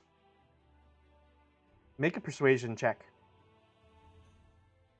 Persuasion, persuasion, persuasion. What would you say a natural 20 gets me? Oh, Oh shit! whoa! Did not expect this to work. Spicy. It's a 23 in total, just to be clear. And, like, hopefully the aviary heard. Hopefully Can I make a Callista perception heard. check to at least see what Peach is mouthing? Sure. Also, I think Triffid is 100% right. I'm in danger. I'm in danger. That'd be an 18 for me. Okay. You can't see what I'm mouthing because I don't have lips, you dummy. What you're beaking, I'm sorry. Come on, I've been raised around birds all my life. I can identify that. Yeah, I'd say you at least be able to tell that, like, Peach is trying to persuade them to leave. If I just drop down, it'd be a terrible idea. So in my head, I'm like, yeah, I'll just stay here for the moment and just wait to see what the reaction is. And then the mage kind of like just like looks around, looks back at Peach, and kind of grumbles. Well, the Zents were probably more trouble than they're worth. I'll be on my way as long as you make it worth my while. And what could possibly be worth your esteemed while? Payment for my time? So the last 3 minutes? Listen here, you little shit. Am I taller than him? Basil's dumping money quickly out on the ground invisibly behind Peach. He's about 6 feet tall. Okay. He's not small, but he's still, you know. I really need to take that mage killer feat, just so that next time this happens, I can just stab somebody. Just give me some gold, and you'll have no trouble, and I'll be on my way. I'm not quite sure what check this would be, but if my father is a ritual caster, does that give me any inclination whatsoever of how much gold, like what the ballpark figure for this person would be? Because that's the only, like, experience I have with magic users, really. I'm sliding 25 gold between your legs towards their feet. Well, Invisibly. let me put it in terms of like that they were probably going to pay him 20 gold a day. A day. Okay. In that case, Peach will give the Red Wizard, I'm assuming this is the Red Wizard, it'd be hilarious if it wasn't the Red Wizard, 50 gold. Okay? And say, you may wish to avoid the Zents for a while. There's a terrible civil war going on inside their ranks. And he'll like just kind of like look at the pouch with the 50 gold, cock an eyebrow, and then shrug. And then he nods at his entourage, and they turn around and start walking away. Are they walking in the direction of the whistling guy? No, they're walking east. I'm just sitting there mouthing. I'm quietly saying behind Peach, it didn't come down to a fight. We're not hurting really bad in an alleyway somewhere. Oh man, what a day! Peach and Basil, can you give me a perception check? You have been poisoned by a horrible magical spell that 14. 12. Okay. You've noticed that the whistling down the street has stopped and has been replaced by fast-running feet. Can I turn around? How close is he? He's probably now about 50 feet away. Can I? I'm gonna cast Vortex Warp on him. Here we To send go. him directly into the alley where Callista is. Can I get a Constitution saving throw? Woof! Oh, that's a crit fail. Oh my god. Okay, so he's gonna teleport to a site that I can see within range of 90 feet. So yeah, like right back here with Callista. Screaming out, go long. Yeah, pretty much. Callista, if you're peeking around, I'm just like, it's coming your way. As I become visible, pointing fingers, with like alchemical nonsense all over my glove that I've like revamped the spell for. Okay. And I'm hoping that Callista can get. And then I'm gonna basically start running in to help with the tackle of keeping this person out of here. And so this halfling with the chef's hat, the apron, and the cleaver just like suddenly finds himself materializing inside the blue alley with a tiefling next to him, and he's going. Can I grab him by the throat? It's happening, guys. It's working. Roll for initiative. You don't say. Do You have to see we are now you sprinting saw towards the Basil alleyway. running, right? Yeah. I Both definitely Basil- saw Basil running towards the alley, right?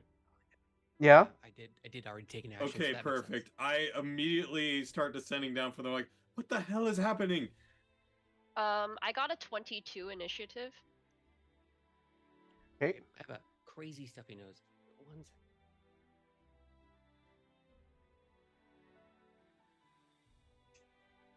second. Has a 22. You know, for as high as my initiative rolls are, in terms of the amount of like mods I got on it, I never really ever get above 20. Okay. And with that, dear audience, we will leave you on a cliffhanger while we take a break. We will be back to find out what happens in this initiative. All right. See y'all in a little bit. And remember, a break for us is a break for you. So go get some water, go to the washroom, do a stretch, that kind of Gird stuff. yourself for existence. Yeah. And we'll see you in 5 to 10 minutes, hopefully. We'll be back soon. Ta! Bye. Bye.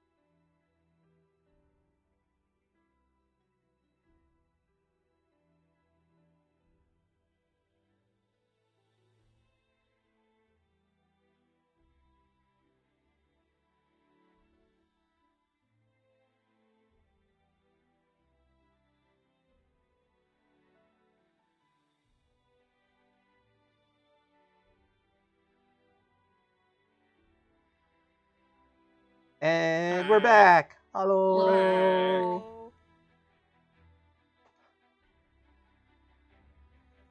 So,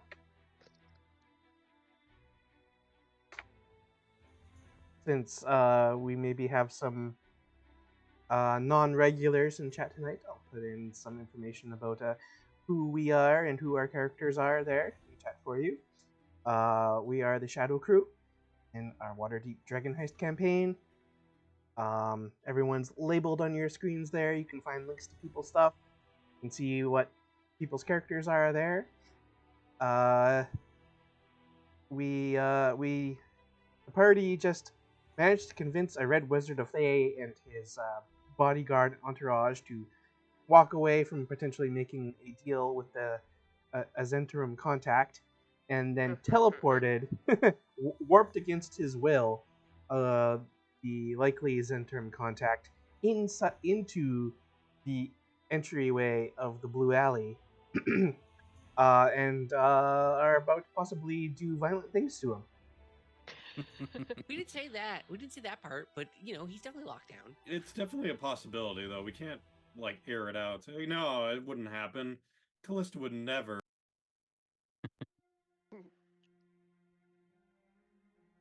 Yeah. Now, would you say that this guy is surprised? Yes, he would be. Okay. Did I get to grab him by the throat? Sure. You just have him grabbed by the throat. Okay. That is all. He is surprised, and we're now in initiative order. With Peach at a 22, Cruz at a 17, this halfling at a 12, Basil at a 7, and Callista at a 5. So Peach will Hi. act first. And is that you or your echo? That's my echo. You have bamfed your echo below the shimmering surface into the actual part of the Blue Alley. At that part? I walked it there, yeah. Okay. Yeah, because when Basil started running, I ran my echo like the full 30 feet that it Okay. could move. Yeah. Okay. All right. So I do the one thing that I can do as a fighter, which is bonk. This poor guy. And this guy's just like, Callista's like arm like at his throat. And he's just going, ah, and he's about to get hit by a freaking glaive. Yeah, non-lethally. Non-lethally. Okay. Yeah, because Peach's thought is that we can just knock this person out, check them for Zenerum tattoos, and then just leave him in the Blue Alley. Holy. Person who's seen all of our faces.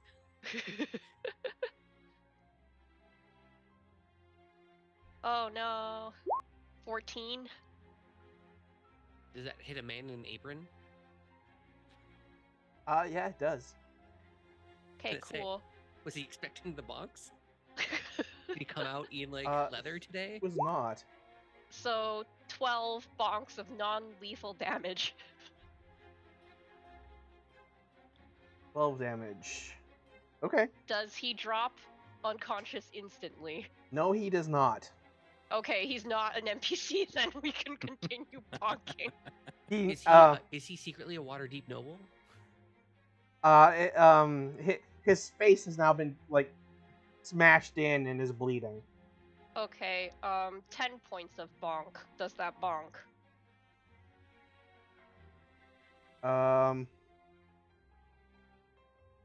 Oh, for a 10 to hit does not hit. Yeah. Okay. I can make an additional attack from the Echo's position, which I do. So. Oh no, you rolled the 12 and then the 10 was the damage? Oh no, 10 was the Oh, second attack to sorry. hit, yeah. I'm Yeah, reading it it was wrong. damage for the first Yeah. one. So here's another attack. 22 Um. to hit. So. Okay. All of this is happening through your echo, or what's? Yes. Okay. Okay. A 22 to hit will hit definitely. Alas, it is only 5 points of bonk. So 17 points of bonk altogether. Okay, he gets slightly more bloody, but he's still just bewildered, being held up by Callista. Okay. Anything else, Peach? I mean, I could go really overboard and accent search. Do I want to do that? You're No, good. Huh? I think you're good. We got a whole surprised round on. Yeah, it's true. We do have another round of us going again. Yeah. Yeah, I think he will just leave it there. Because I imagine everybody else was also rushing in to do stuff, so everyone gets more in before he does anything else. Yes, so that is the end of my turn, to clarify.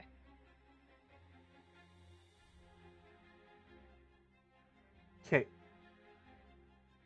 And that takes us to Cruz.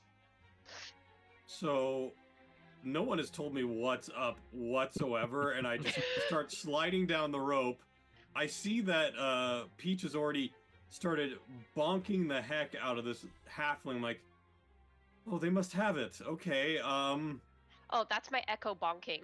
Actual Peach is standing right behind you. oh. So I was like, what is happening? Oh, that is probably the Zentrum agent that was trying to hire the wizard. Okay, We are now non-lethally beating him up, so that we can check him for tattoos. I see that. Okay, so my character is plenty confused at this point because all I see is a guy in a chef's outfit. There's no way for me to like confirm like yes, this is his Zentrum mage, and even though we're doing it non-lethally, I kind of feel bad for the guy. So if anything, I'd ready an action to throw a battering if he tries to do anything funny outside of being beaten up, you know. Okay. But that is it. Okay. In that case, it moves to his turn, but he is surprised, so he does not do anything this round. That takes us to Basil, whose name has reappeared in the book. Or, well, it is not, his line is now updated to, like, instead of coward, it's now... Yeah, it came back. That's what I was saying about, like, how much time has passed.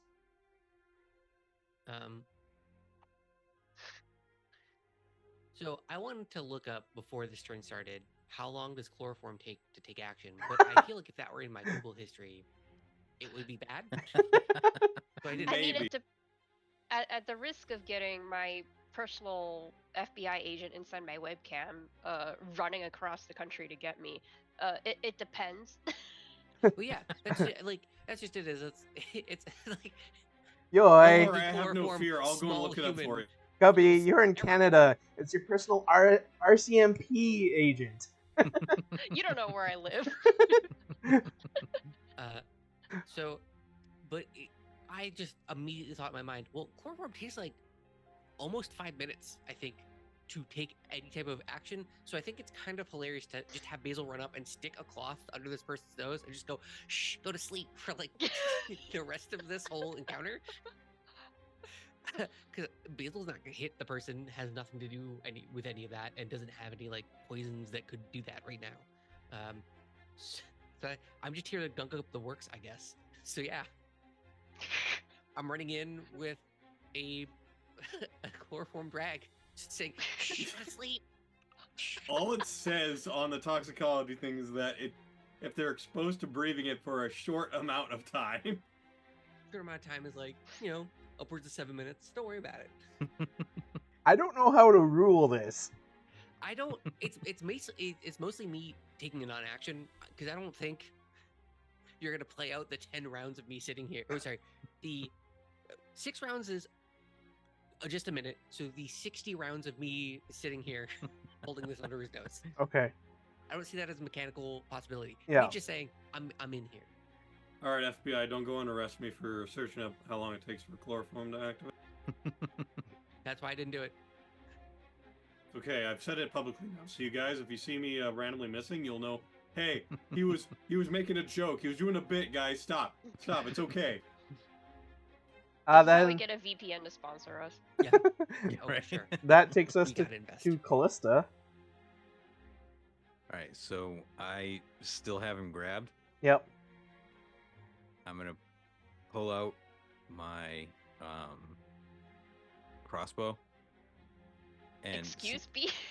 since I'm holding him by the throat, right? I'm gonna take the crossbow and like level it on my arm, like right at his face, Mm-hmm. and say, My friends are fucking crazy, so you better start talking.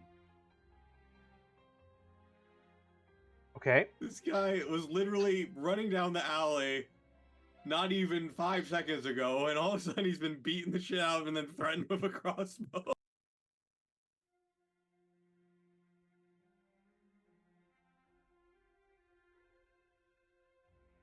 Beautiful.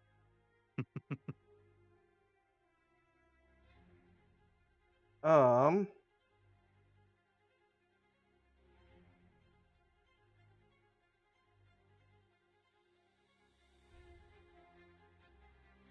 Yeah. So what does it say in the module about this? Did they handle it like we're handling it? So, like, what? You're just kind of like readying an action or something, or like Sure. because like you've asked him to start talking, and it basically like if he does something untoward, you're just gonna shoot him in the face. Non-lethally. Non-lethal shooting, by the way. Probably not. I just want to scare the shit out of him. Intimidation. Okay, right? make an intimidation check then.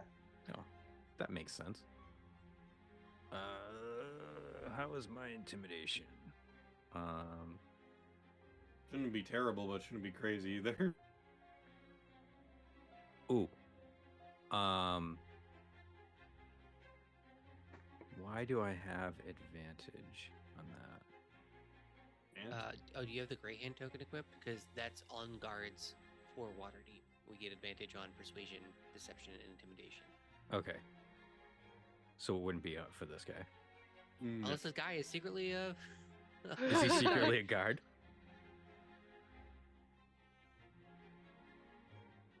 No. Wow. Ooh, Can only a 4 on intimidation. Oof. Can I use the thing that everybody You else want to used? use the charm of the fates? Charm of the Fates. Yeah, you- that's a D10, right? Yeah. Callista was accidentally being too sexy, and so it wasn't coming off as threatening. Sexy singles in your area. That makes sense. Oh. So that changes 12. it to a 12. Not bad, not bad. I would have liked a 14, but you know. Mm-mm. Now you're kind of like, you went from sexy to kind of intimidating, and he's just like, he's got a really confused boner right now. That's what's He- going on.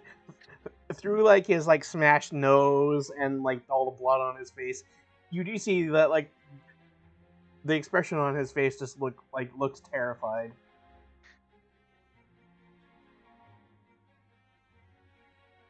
We gotta concuss this man so hard that he doesn't remember our faces. Oh boy.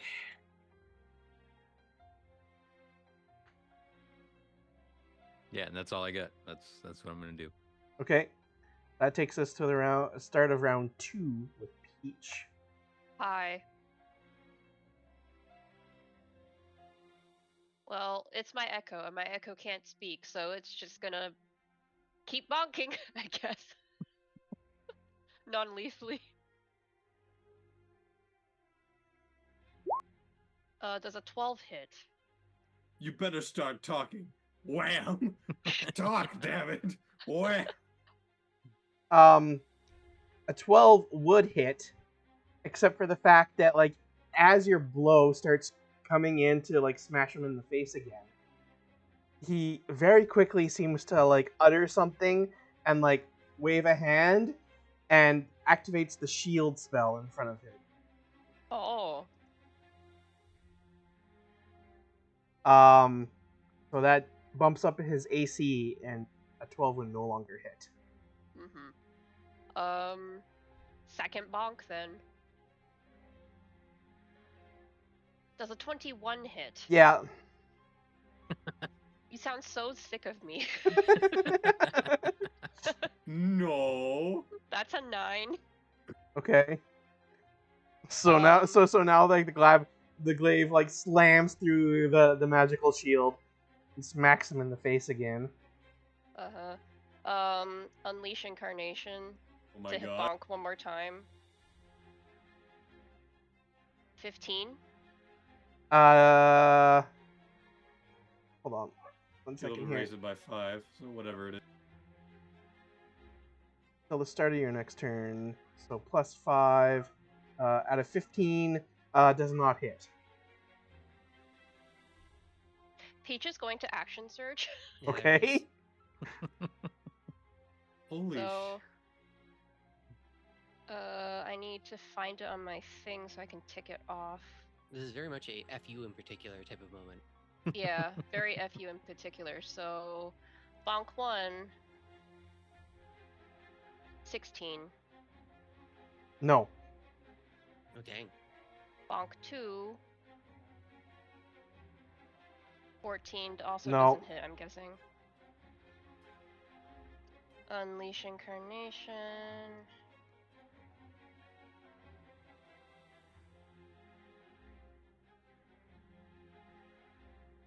$15 does not hit, so I Nope. miss everything. Look at all there. them beautiful colors of rolls there. Man. Yeah, I'm not sure why it's pink. Is it because it's a magic weapon? I think so. Oh, okay. Cool. Never Possibly. considered that before. Anyway, that is the end of my turn. Okay. That shield spell kind of saved his ass there. Yeah. Just a I little wasn't going to kill him. Okay. So would him putting up shield have triggered your batarang? bit. Yeah, I guess at this point.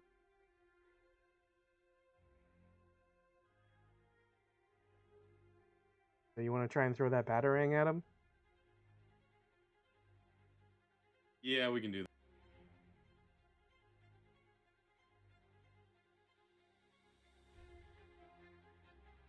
Go Batarang. Oh, dang. Nice. Well, I have a feeling. Yeah, what? Stop rolling. I'm not doing this. Man, you went crazy. What a first Um, turn. you rolled it 3 times? I didn't mean to. It turns out whenever you go between D&D Beyond and Zoom, because I'm trying to speak, Oh. it Nice. does that. Nice. Okay, so we'll use the first one, the 24, so that will hit. Doing It'll 7 be doing damage. 7 plus the 2 that it keeps forgetting to throw in because of my thrown specialization, so it'd be 9. And the batarang zips in past Peach, kind of over Basil's shoulder, hitting him right on the side of the head on the temple, and he falls unconscious. Okay. But not dead. Not dead, just Okay, great. unconscious. Pull out rope, quickly tie up arms and legs. Check I him for would say tattoos. good job to everyone, but I have no idea what's going on. I'll check them for tattoos since I'm here. I'm the one with the investigation check. And I guess medical knowledge. Everyone needs the int person in the party for those investigation checks. Okay. So you like rolling up his sleeves. There are no tattoos on his forearm. Uh-oh. Yeah, how about calves? Neck? Chest? Back? Well, the Zentrum tattoo is almost always on like the inner side of the forearm. Dang. I don't want to take the 10 minutes to cast Detect Magic here. We just beat up a dude? No, because they would have died instantly with the 5 HP that they would have had. But that's meta knowledge. So I guess Yeah, Basil that just is starts definitely freaking meta out. knowledge. Basil is Basil doesn't see anything and goes but still tying up the arms and legs. Peach says, "Does he have a lot of money? Because the wizard was very expensive." Oh, right. I'll check for money also, I guess. You find a bag of holding. I pull it out. and I think money, and I shake it. So you're expecting money to come out of the bag of holding? Yeah, like in particular gold. 700 gold. Holy I crap! quickly scoop it back up in the bag of holding. Like, we gotta go. We This gotta is so go. bad. This is so bad, guys. Waterdeep San Andreas never felt so real, right? Okay, so Peach says back to Trollskull Manor. We can put him in the basement. Can I think Zentrum and reach into the bag and see what I pull out? You get an alchemy jug. Uh-oh. Is this mine? What's happening here? Yeah, I'll put it back in the bag. Yeah, okay. So we gotta bring this guy into like. Oh no, they're not gonna. We gotta bring Barnabas. I guess he's the only one that would like implicitly trust us. Hey, but he doesn't have any tattoos. And we're stealing so much money. Actually, sorry. Along with the alchemy jug is a wand. What type of wand? Do you want to Does that cast mean- Identify? Immediately on site. Okay, give me 1 second here. Just Mind you, you guys are still doing this in the Blue Alley. Yeah. You know, what's the big deal, you know? This is what the Blue Alley's for. I'm blending right in, and I'm Just this crazed halfling that's all in blue. Sorry, I just can't get that picture out of my head. And this is the cherubic halfling, by the way. oh yeah.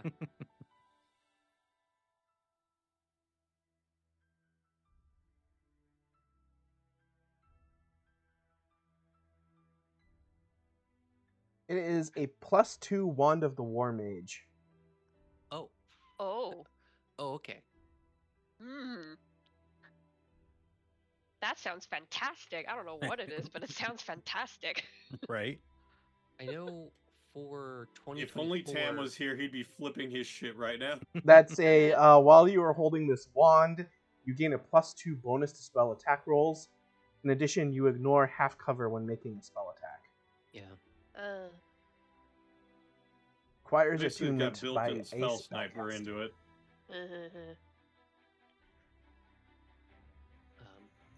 And I can totally turn this into a gun, for sure. So that's, it won't shoot anything, but it'll look cool. As I shoot stuff, I'll put the gun on my gun. You're gonna take the Borderlands approach where you just keep attaching guns and explosives until it's just an amalgamation. Oh yeah, that's 100%. Basil is just a junk monster.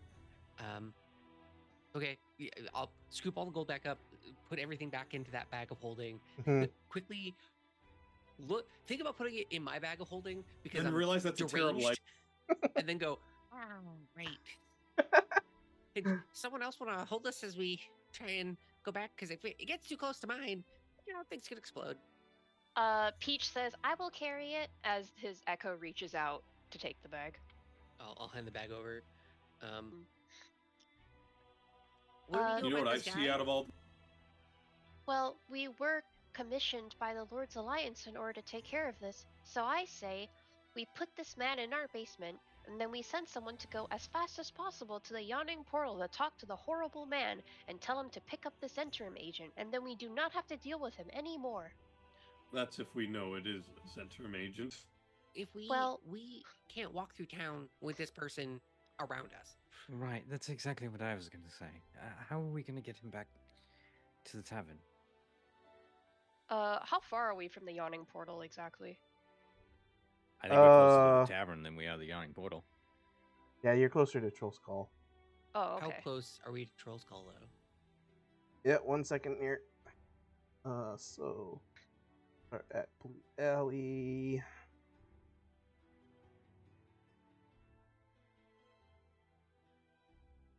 Okay.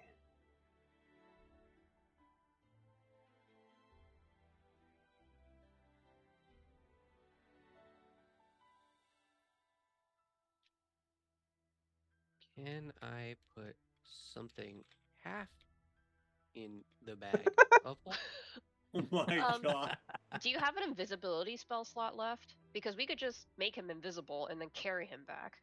Wouldn't that be nice? No, I've used both of my second level spells to No. be invisible and stage the ambush. Looks like it's about 20 minutes. Oh no. Mm, Or about 5,500 feet. Okay. Let's see. I still have pass without trace. wait. This is a halfling, right? Yeah. Peach can carry. And fly to that Troll Skull. Will also still be suspicious, right? No. Just have him like perched on like Peach's back. Okay, It look like and- someone just riding Peach. Cute, you know? And if he wakes up in flight, I drop him. okay, well, Yeah, I mean, there's a very easy solution if need be. Well, we'll set it up. okay, wait. Meta-wise, does Basil know how long someone can last inside the bag of holding? 10 minutes. So, but do you know that as Basil? Yes. Okay. Basil made the bag, so Basil knows implicitly all the properties of the bag. Okay, so you said 5,500 feet, right? Mm-hmm. Um, 20 minutes. Take him 10 minutes, take him out, put him back in, take him another 10 minutes. Tilted, what's the fastest that you can go in a single turn if you click your boots on? If I click my boots on, the thing is that it doesn't always consider me to be in, what's it called, Dread Ambusher unless I'm in initiative, so I don't get the 10 bonus move speed off that. But I would essentially have 60 move, and then I could dash to make it 120. 120 per turn. Per turn, so per 6 seconds, Mhm. right? Yep. Okay, so let me see this. Doing How math. long- I'm We're doing doing math. the big maths. I'm booking it, guy. Okay, so you would need. Okay, I'll round it up to 46. That's 46 turn rounds. That's under 10 minutes.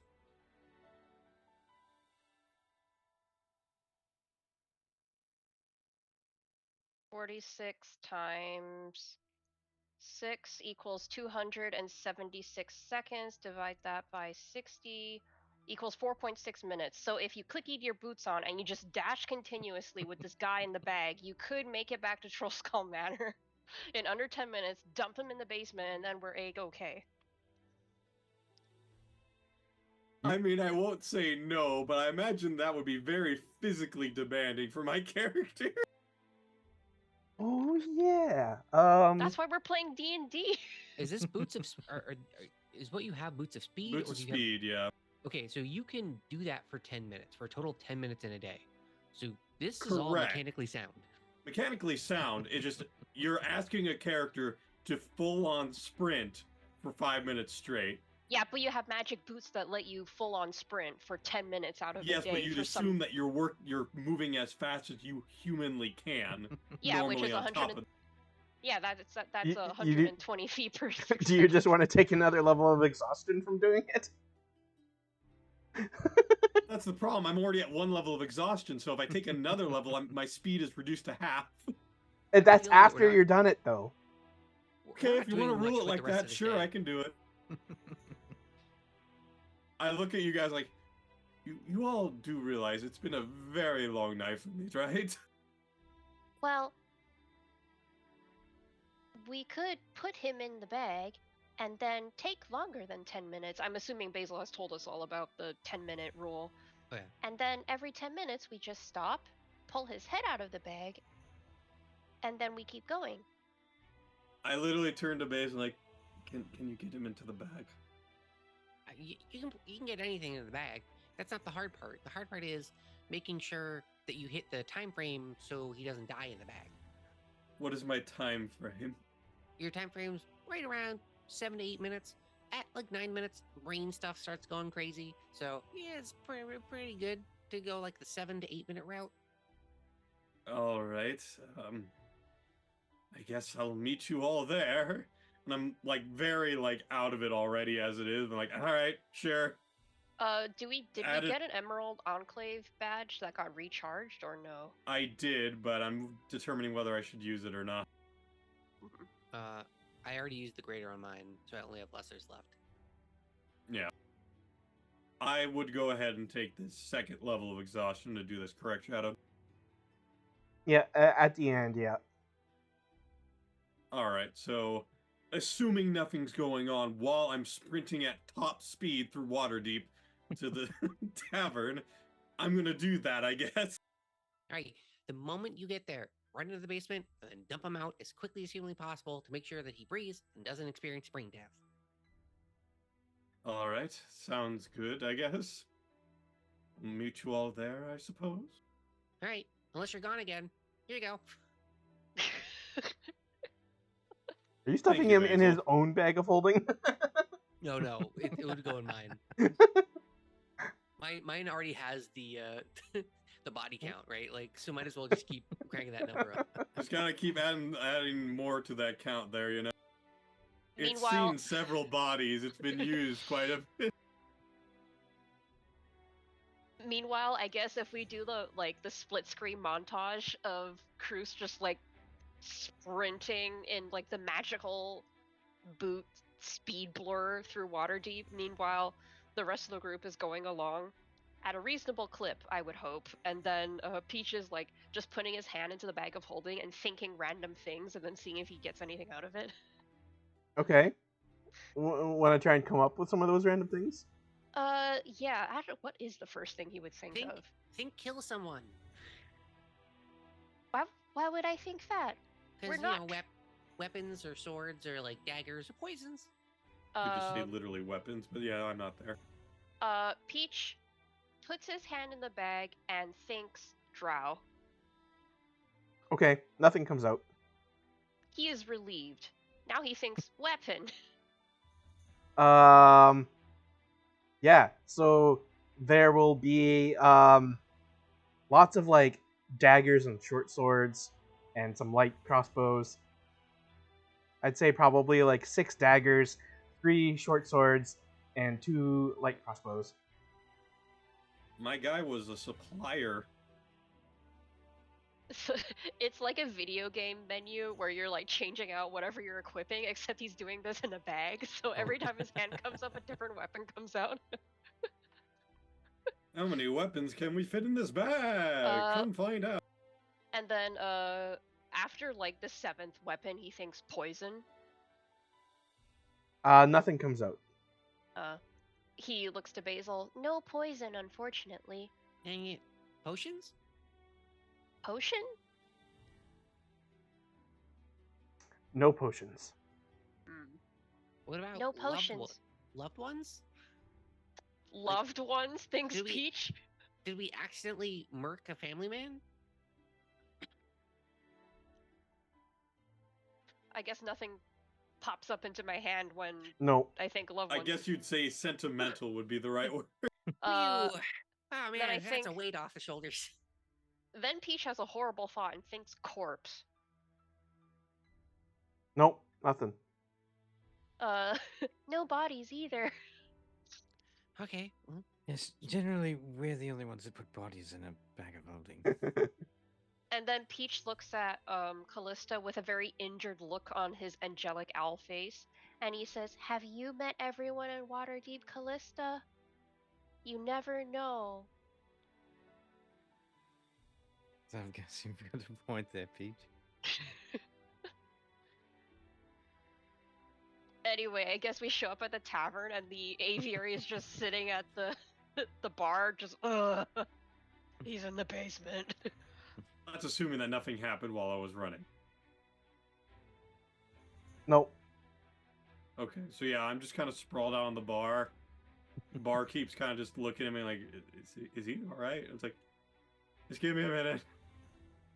I have not run that long for such a long time. do we have a way to like contact the Blackstaff besides just going to her place? No, it wasn't the Blackstaff that hired us for this. It was the Lord's Alliance. Oh, right. We want to hand this off to Yalister. Yeah. Mr. Yallister. Dallister.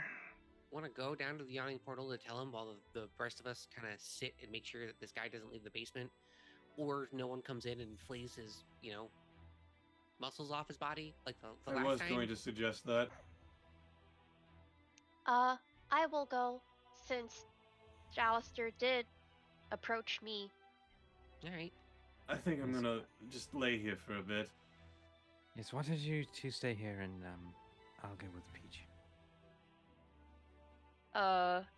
Peach puts back on his hat and his flip-top mittens because he's a law-abiding citizen now.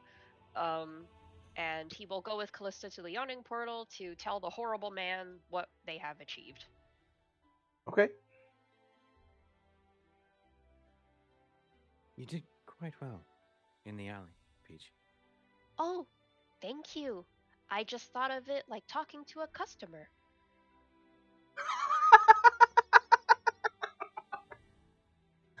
All right. Like one of the customers. You know what? Never mind. Oh, yes, you are extremely reasonable, and if they become extremely unreasonable and begin enacting violence on you, you get rid of them immediately. Yeah, I guess that's fair. My father says that it is very important to be absolutely no tolerance policy about such things. I don't know if I would agree with that, but I guess in this situation, yes, it worked quite well. You see, my father is very wise.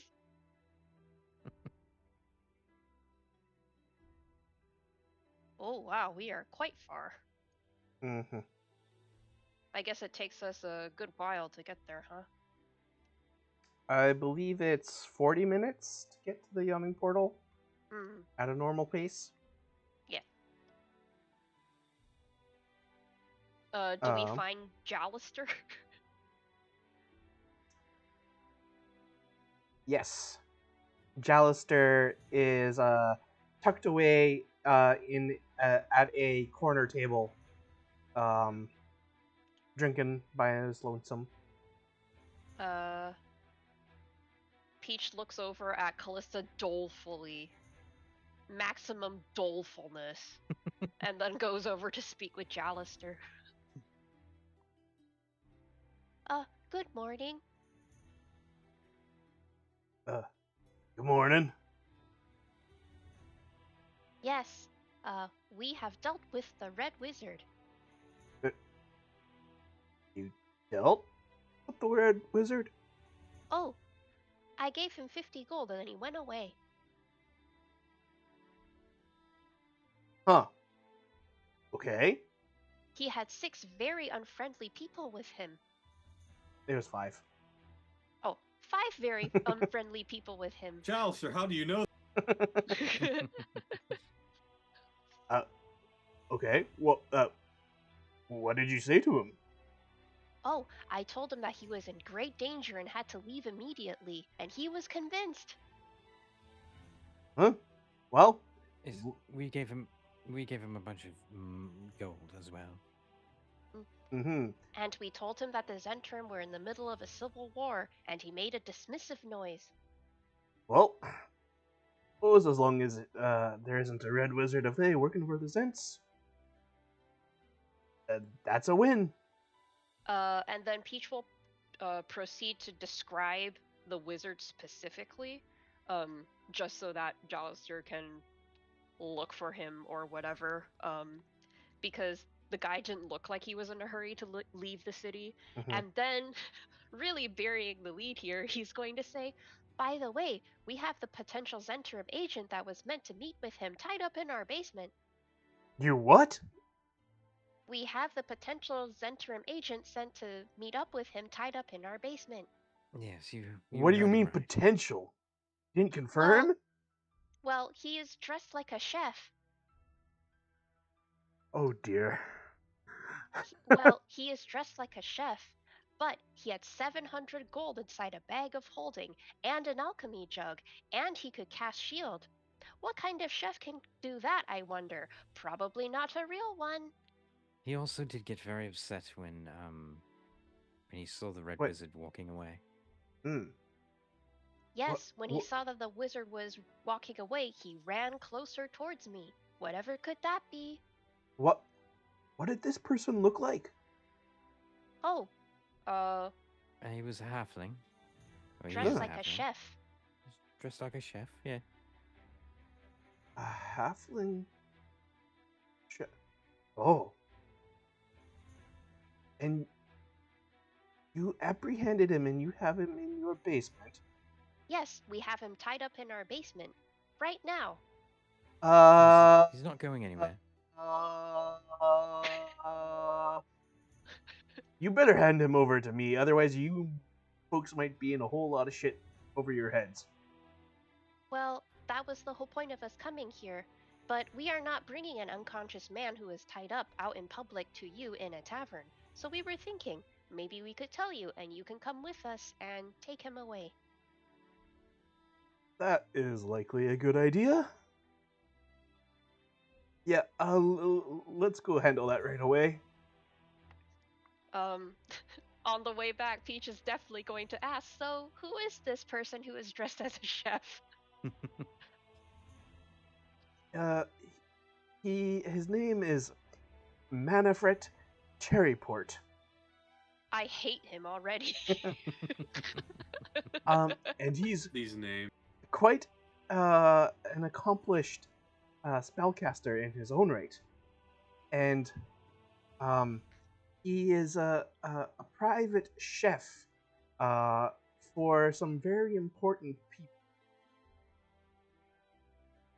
Peach looks at Callista like he very slowly swivels his face over to her and he says, "Why is it always nobles?" It's always nobles. I don't know.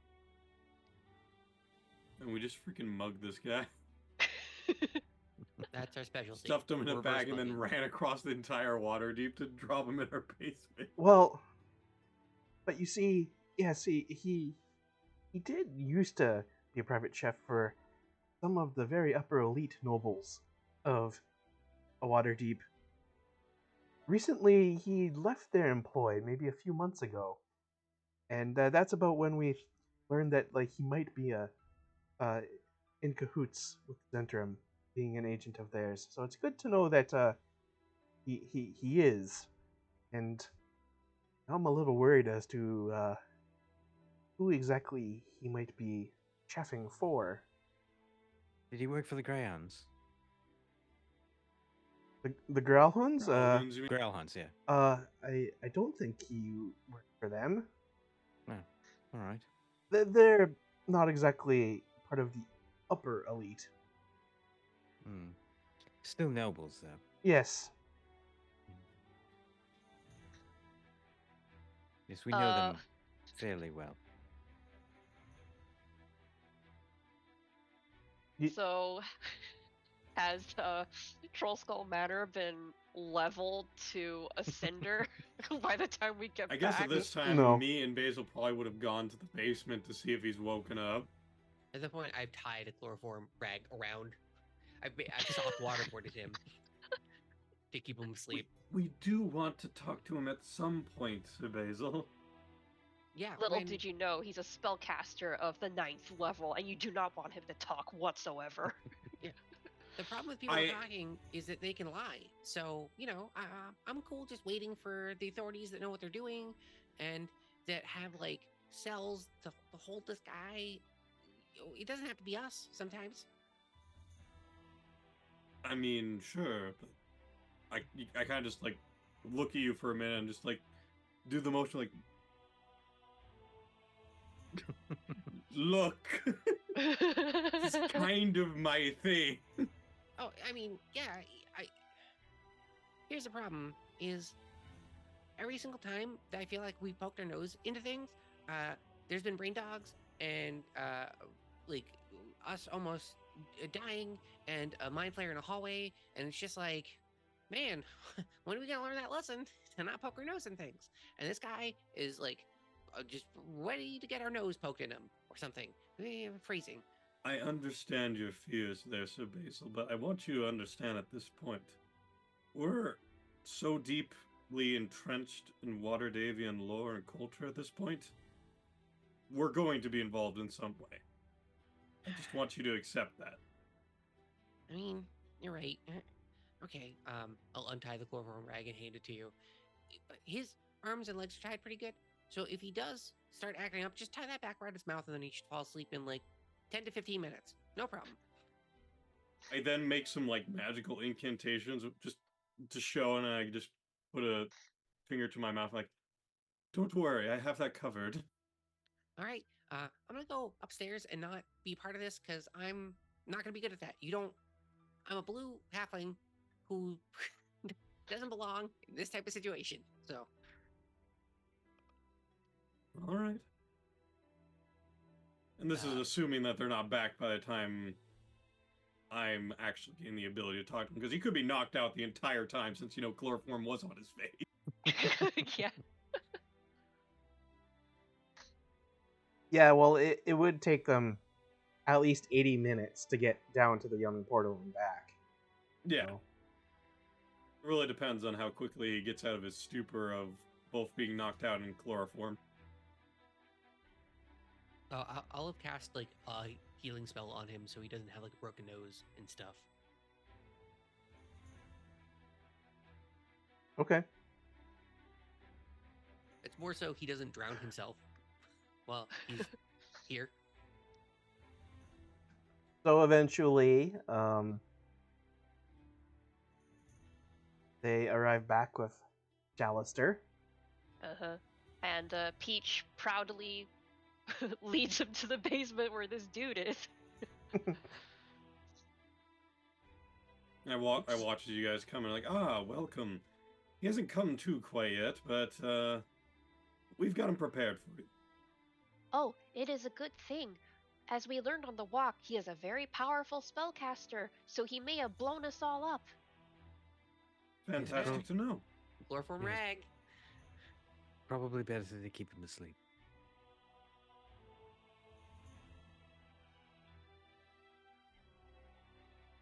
And then Peach looks at Jalister and says, "Well, there he is. What do you think?"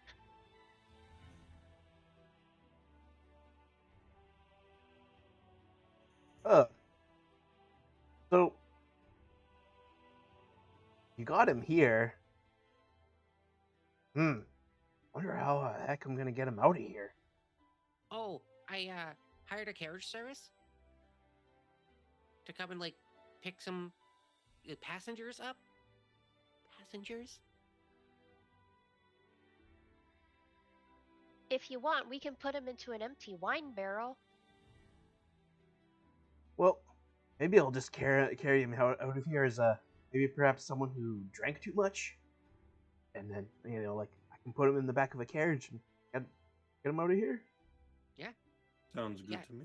Yeah, so many clothes and lost and found. People just don't like coats. Like they bring coats places and then they forget that they brought a coat someplace. And they leave because they're drunk and they feel all warm and fuzzy inside. And then they go home and then they forget their coat and they come back with a new coat the next. It's crazy.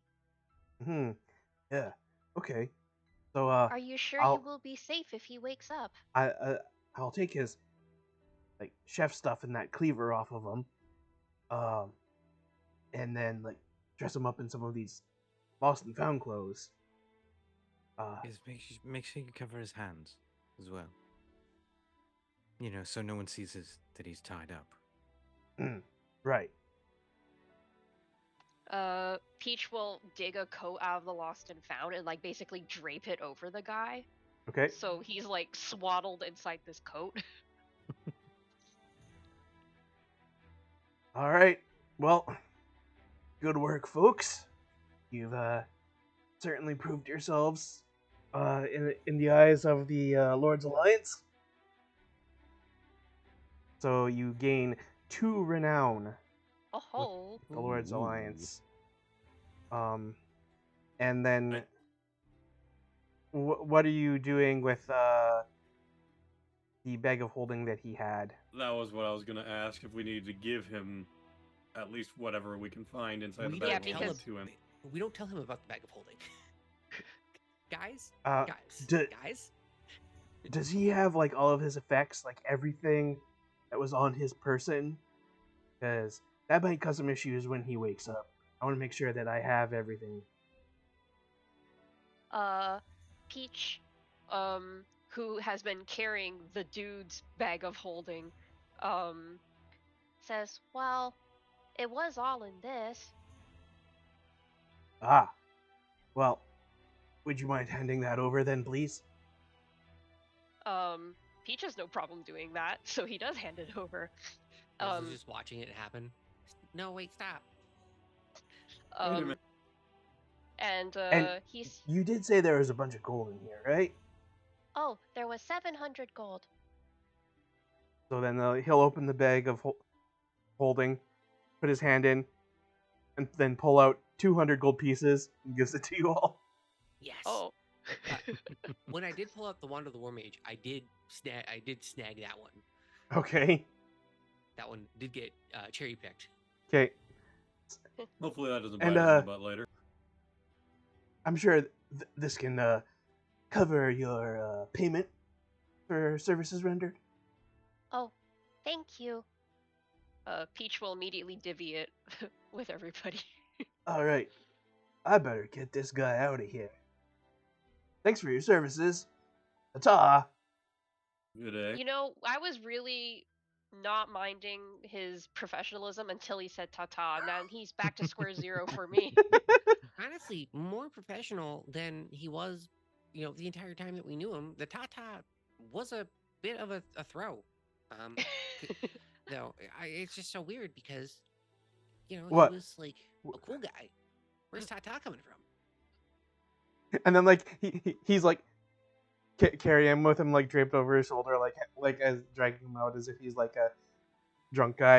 And then he like reaches the door. He turns down and he's like, "Later days, dudes." That's him. That's the guy I hate. And as Peach is divvying up the money, I go and put it back in Peach's town. Like, I saw you spend the money to get that mage out of here. "Oh, but you should probably spend some of this money to get yourself not tired." Oh, don't worry, that requires just a bit of sleep. I'll be fine. "Oh, well, if you're sure then." Yes, you can keep my portion. Peach will add that portion to his.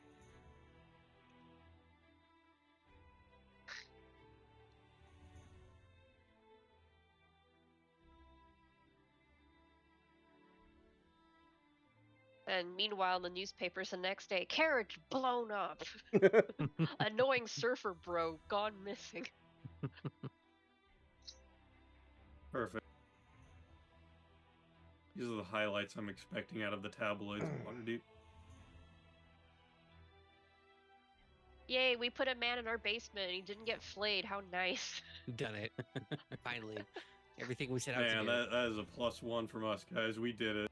We're 1 for 2. It's really sad that there's a 50-50 on that.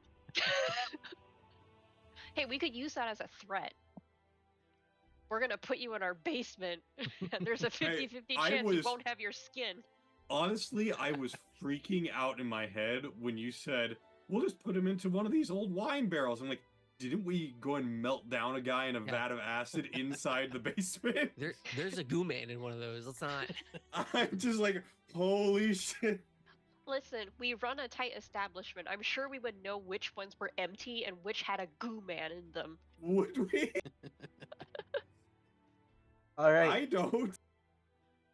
So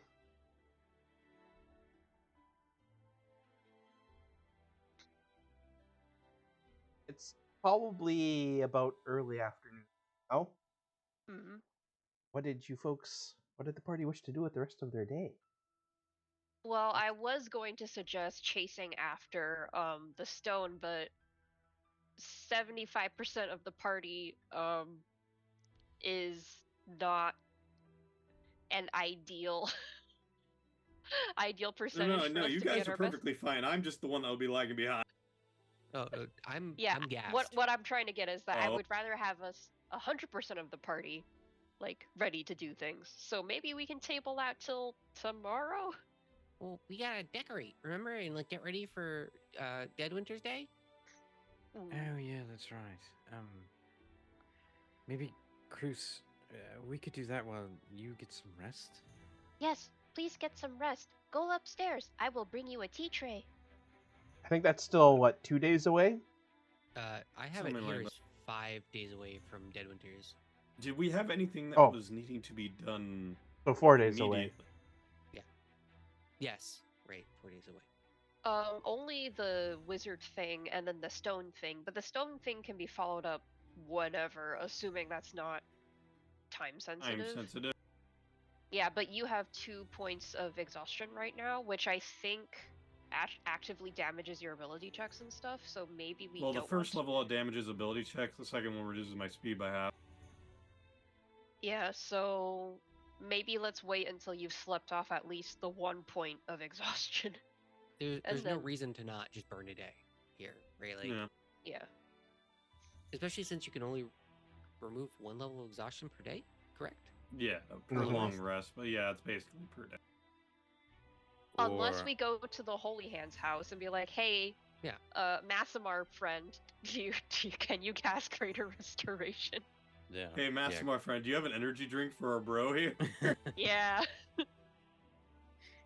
Yeah, because a greater restoration would do it. Yeah. Yeah, you I could don't do know that. I don't know if Jark is that high level yet. That might be a. I think greater restoration is what, third or fourth? Yeah, but clerics are It's- half casters, so they gain that spell slot relatively late Greater compared to Restoration is everybody a else. 5th level spell. Yeah.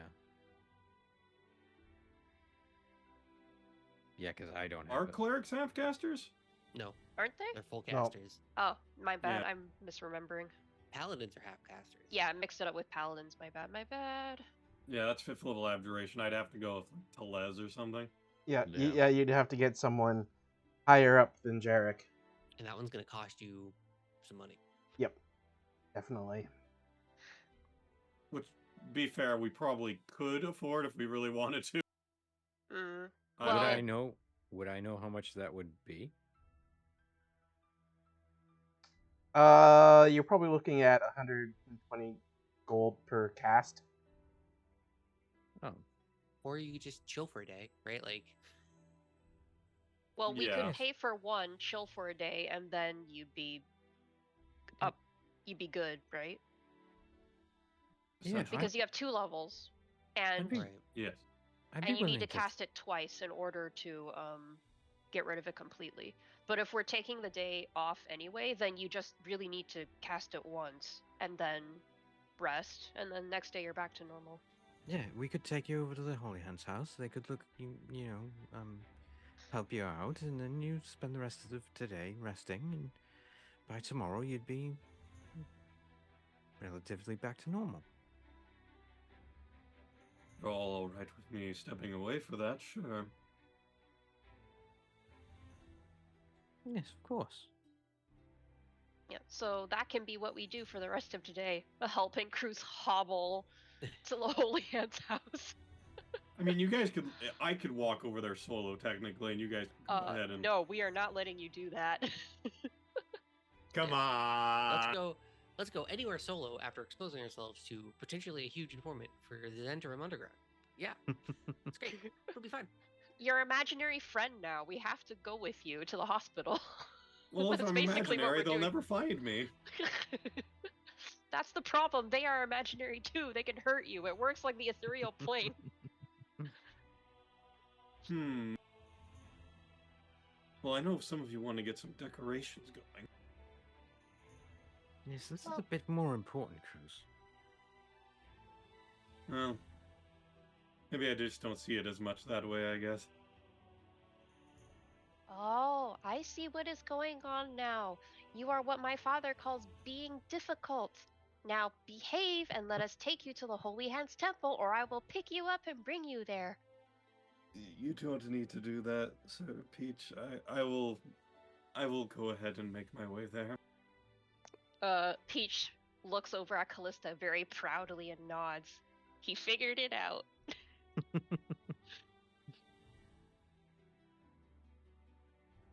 Okay. And I So guess what? I will make my way over to the Holy Hands, whoever is attending.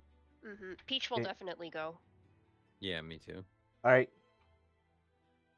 So then you'll arrive. What do you ask for when you arrive? Like, do you ask for Matron Tellis directly? Do you just say like you need your friend to be a little less exhausted? Yes, I'm assuming it's whether a sister or brother, whoever comes out, I'd probably address them and like, my apologies for coming in at this time, but I'm feeling a bit rough around the edges. I've had a bit of a long night and day, to be honest, and I would require some help to help me for the next couple of days. So you are looking to purchase services. Yes, ma'am. All right. So I think for the kind of services you're looking for, I'll go fetch Matron Tellis. I would greatly appreciate it. So then Matron Tellis will come out and she sees Callista and she's like, "Ah, Callista, how goes it, my dear?" It goes well. My friend here is a little under the weather, and we were hoping that perhaps you could help him out. Of course, we would, Pay for services. yes, we'd make a donation. Yes. Very well. Yes, certainly. Let us go to a private room. And she'll lead you off to like a small room. Then she'll kind of take stock of Cruz and be like, "Ah, yes, you certainly do seem like you must be truly exhausted." 2 points away from death, even. It's been a rough couple of days, let's just put it that way. Well, please lay down, and I will heal your ailments away. I will, of course, lay down. No questions asked. Okay. And then she will cast Greater Restoration twice on you. Oh, Oh, Oh, dang. Okay. I see what the cleric is doing. Flexing to the other cleric. Look at what I can do. is it one in each hand? Is she going like real hog wild about it? she's dual wielding Greater Restoration. Holy crap. Literally. And after whatever transpires in the duration of the spell ends, I'll probably sit up and I'm like, oh, yes, I'm feeling way better comparatively the last few days. I appreciate this greatly, Matron Tellis. Peach sees Matron Tullis dual wield the Greater Restoration and looks at Callista and goes, "Is that how it's supposed to look?" It is when she does it, yes. And then she'll like turn around and say, "Your friend is all healed." And well, And then like she reaches over with a hand and bonks him on the head. And then like a very brief like moonbeam appears above his head. And then Bruce will gain a permanent effect of bless for the next 24 hours. Oh, dang. Nice. It just required me to gain a minor concussion, but it is greatly appreciated. A little bit of CTE blesses everyone. There. Perhaps that will aid you in not getting so roughed up for the near future. Yes, I think it'll do quite nicely. Thank you very much, Major Telez. Now, I know. I know this. We need to make a donation for services. So, I think maybe we could all put in a little bit, and I will hand her 100 gold. Okay. This was something I needed. You two, I can't have you bearing all this cost on my behalf. Well, that's We're only being- part of the cost. I know. that's not the whole cost. I know. Tell me what the whole amount would be, Shadow. 240. I literally go ahead and push away the money that Callista's putting out and hand the 240 gold to Matron Teles. And then she'll like feel the weight of the 240 coins and then give you back 40. And she said, "This is sufficient." Oh. Well, thank you again. I really do appreciate this. I'm here to help Waterdeep as best I can, and this will definitely help. Always a pleasure to help Callista or her friends. Peach hears that strangers officially recognize them as Callista's friends and does like a little happy Barnell wiggle. And I'll go ahead and turn to Matron Teles and bow and thank her for her services, and we'll try to come and visit outside of just needing your services in the future, I hope. Yes, well, don't be strangers. Yes, have a good day. I We're- will We leave. are always pleased to accept donations. Believe me, I- I'm gonna set aside a thing for them every week where I'm gonna, at the end of each work week, I'm gonna donate something. I will leave the 100 gold there and say, That is my tithing. And she'll just nod.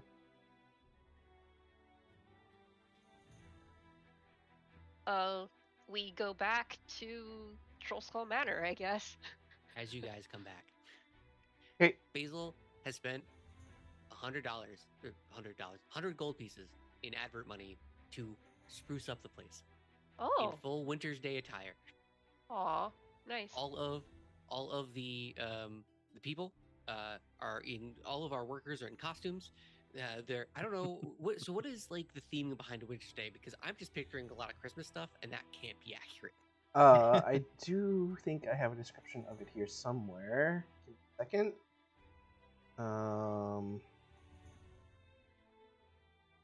Hell was that?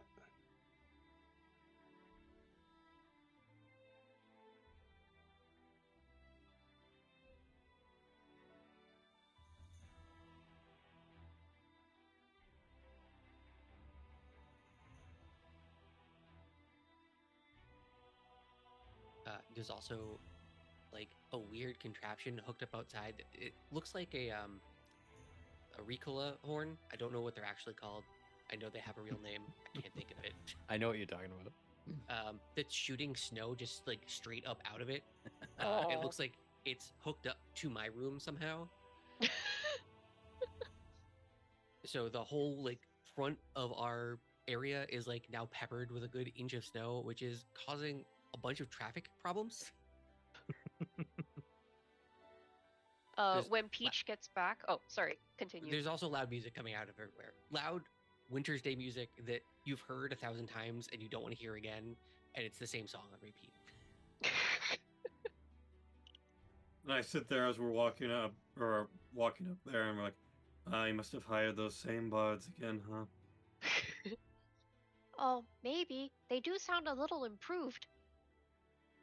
Well, I guess some in-work experience will do that to a person. Meanwhile, Peach is filled with a dead winter cheer, and so he goes down to the basement and spends the rest of the day sprucing it up and making it warm and cozy because someone got put in the basement and didn't get flayed, which is a great cause for celebration. So basically, he puts little dead winter garlands in the basement and makes sure it's lit all nice and cozy, and then he makes a sign that says "No flayings, please," and hangs it up. I just love this is all punctuated by in the background, just muffled through the floor. You can just hear "All I Want for Dead Winter's Day Is You" just over and over and over again, infinitely on repeat. Oh my Um, god. Yeah, and he hangs it up where he knows his dad will see it if he comes by to flay somebody again. This sign is for his dad specifically.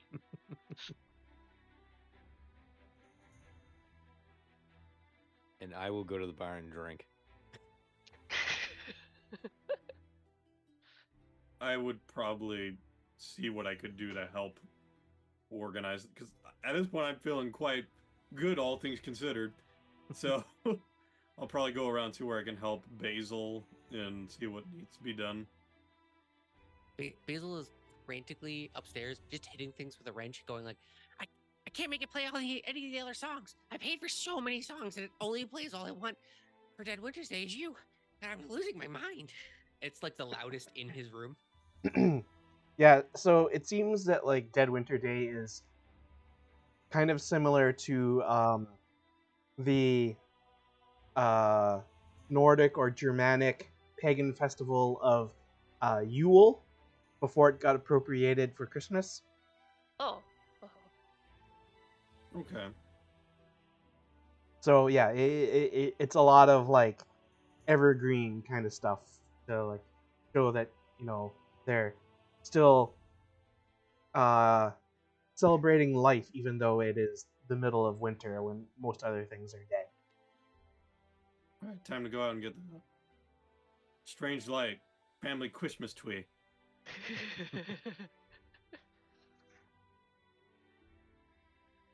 I mean, this song is fine, but I was always partial to simply having a wonderful Dead Winter time. What are the two most popular like recent songs? I mean, honestly, at this point, I would just take a change. It's been like this since you guys left. Oh man. I also have Felice Navi Dead Winters. Wow. I'm understand the personally terrain. for Silent Dead Winters. Silent Night, but Silent Dead Winter. Nah, that one didn't stick. I'm gonna leave now. So during this afternoon, as you're all kind of like discussing stuff about the upcoming Dead Winter Day, at one point, a message invades all of your minds Oh, wonderful. We from love this. from the Black Staff, saying, "As you know from what you've discovered, the Xanathar is using intellect devourers to take control of water deviants in key positions throughout the city. We must deal with this problem as soon as possible. Infiltrate Xanathar's lair and destroy whatever is responsible for creating these creatures." Nah. Peach, holding the sign that says "No flayings, please," suddenly feels his day is ruined. I'm just sitting there like contemplating, like, oh no. Uh, We have a part 2 to this day when it comes to Basil and Peach. yeah. we So respond? you No. basically hear Peach like tear up the stairs with this sign. He's just holding this sign that says "No flayings, please," comma, exclamation mark, in festive font, right? And he's like, "Did you hear the most horrible news I've ever heard in my life?" Yeah. And I'll go ahead and turn like, yes. Yes, I see we have a new mission already. Well, I'll hang up this sign. At least that's improved in our life. And he goes back down to hang up the sign. And as you're doing or about to leave, I take a moment to look at the sign, like, all right, yeah, never change, Peach, never change.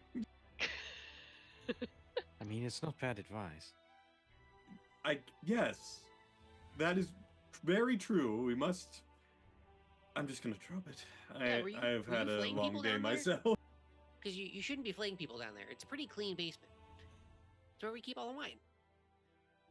By the way, Basil, where is that barrel that we were talking about before? Oh, that's also in the basement. But I marked it as a special, like, a special edition maker's cask for me, for like my vintage, my initial vintage. And that's to know But that so people will never drink it because, I'm a poison guy. the thing is, though, is if you label anything special vintage, they might actually think to draw it out when a more important guest appears. I'm sure no one's had a sip of it. Oh, it's on the menu. Huh. Let I'm us sure no one's dispose of bought it. it. Yeah, all right.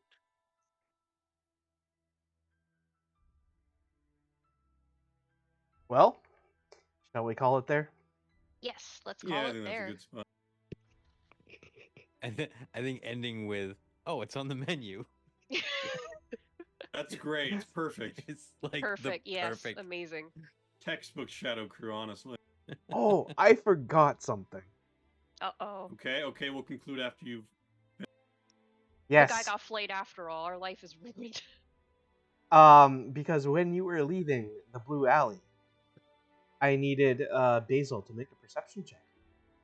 Yeah. It's gonna call me a coward again. I've been called so many worse things by so many more people that I care about. A double coward is what they're going to call you. 14 to it. Yeah. So, you feel something in a pocket on your person that wasn't there before. I'll Uh-oh. take it out. It is a card, and on it, it says, "Do come back. You are invited to challenge the Blue Alley." I could prepare for this. I'm looking at the vat of acid as I'm pouring it out. Oh yeah, I could prepare for this. And in fact, Callista, you will have one of these as well.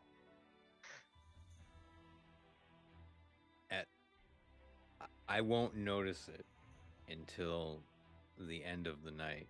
Okay. When I'm changing into my pajamas Mm-hmm. and it falls out of my pocket. What is this? I wonder if Basil got one of these too. All right, there we go. So, just to clarify before we completely close out that part, are we starting this mission first thing in the morning tomorrow, or are we doing it tonight? I would appreciate it if we could do it tomorrow because I don't have spells. Yeah, you burned out your spells in the blue alley. But I have a feeling that the double cast on me was purposeful, in that Shadow was trying to hint, nudge, nudge, go. Well, now you kind of have three potential things on your plate. You have a new mission from Blackstaff that all she said was like basically as soon as possible. So it's not urgent. Yeah, You that you definitely seems like something we're going to have to plan for. Yeah. You have finding out more information about Thrakis / maybe even find the Nimblewright. And then now Blue Alley at some point. Yeah. We can do like Thrakis nimble rate information gathering with the second half of our day for sure. But if we get into a fight, I'm basically just a crossbow person. I'm just a crossbow. Yeah, I think we should avoid anything that is let's go into combat. But any like social RP type confrontations, so to speak, would be good. Mm-hmm. All right. Just wanted to make sure we were good on that before we finish that out. Sorry. Mm-hmm. Well, we could also just soft retcon it when we pick up again next week. So Yeah. yeah, we can talk about it between now and then. Okay. Well then, I thought that went pretty well for a session. Oh yeah. Yeah. I think that went great. For our first session of the new year. Uh-huh. I had to Indeed. vortex warp a guy into a murder circle. It was great. A non-lethal murder circle, by the way. The best kind. Mm-hmm. Yeah. Yeah, So we did significantly less murder this episode than usual. Yeah. Phew. It's a nice change of pace, honestly. Such a high Well, bar. you might have a large amount of murder coming up, so. Ah, dang it. Oh, why would you say something like that? You're supposed to positively reinforce us when we're happy with what we've done. It's D&D. You gotta kill stuff. Yeah, I mean, and that's true. That's true. we're going to infiltrate the Zentrum. I mean, that's like The The Xanathars. oh, the Xanathars. Xanathar. That's what I meant. These Yeah, are yeah. the kidney thieves. Yes. Yeah. Right. Yeah. This Brain is the brain mafia. thieves. The poison immune kidney thieves. Awesome. Mm-hmm. Yeah. Oh boy, I can't wait till I tell my dad about that. Yeah, trying to find whatever's creating intellect devourers Mm-hmm. in the lair fun. of a beholder. So fun. We don't know that yet. Can't wait. It's gonna go great. Yeah.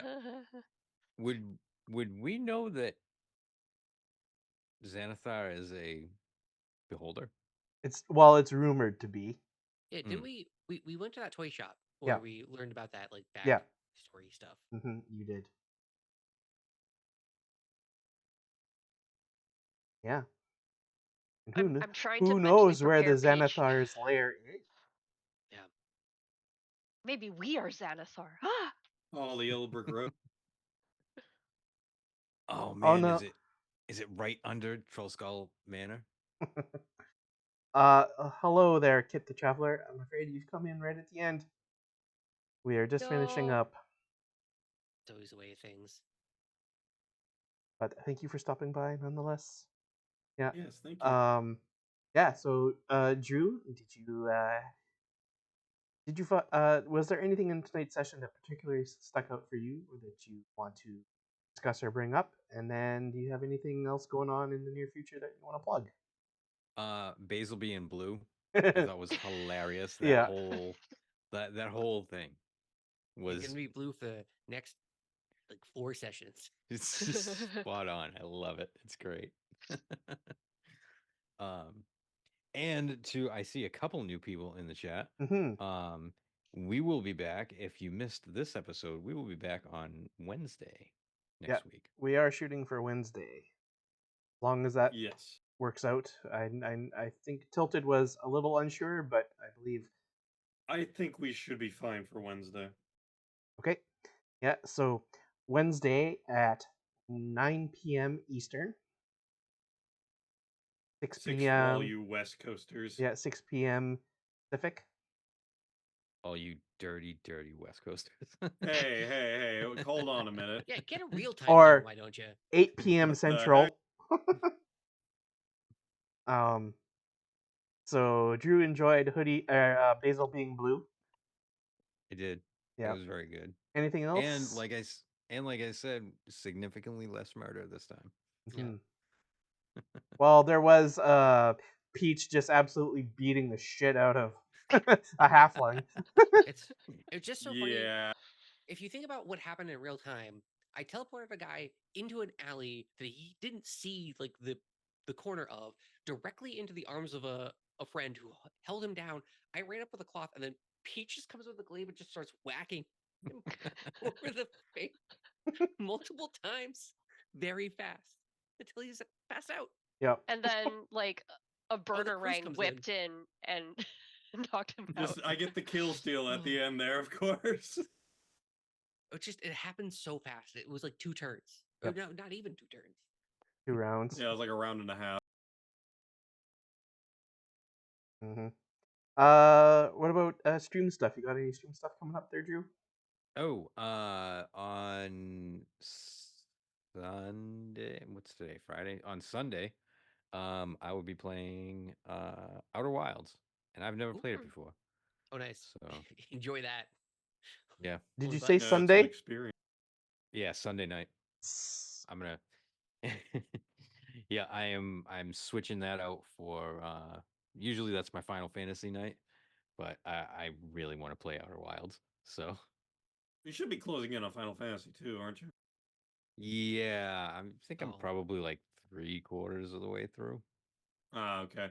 So like Oh. another 10 sessions is what you're telling me. Yeah, Oh, probably. not Final Fantasy 2. You're still playing Final Fantasy 6, correct? Yep. Okay. I thought you were playing Final Fantasy 2, and I was like, hey, just drop that game. That game's bad. Yeah, no, I'm not doing But that one. don't you love Pandemonium? I do love Pandemonium.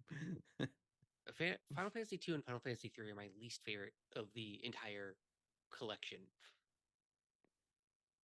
3 was not bad. I really like 4. 3 is the one where you have to be level 99 in all classes to have a chance at the end game. By the way, has no save zone and requires at least 4 hours of playtime to beat. It sucks. I hate it. It's the worst. I don't think I ever played 3.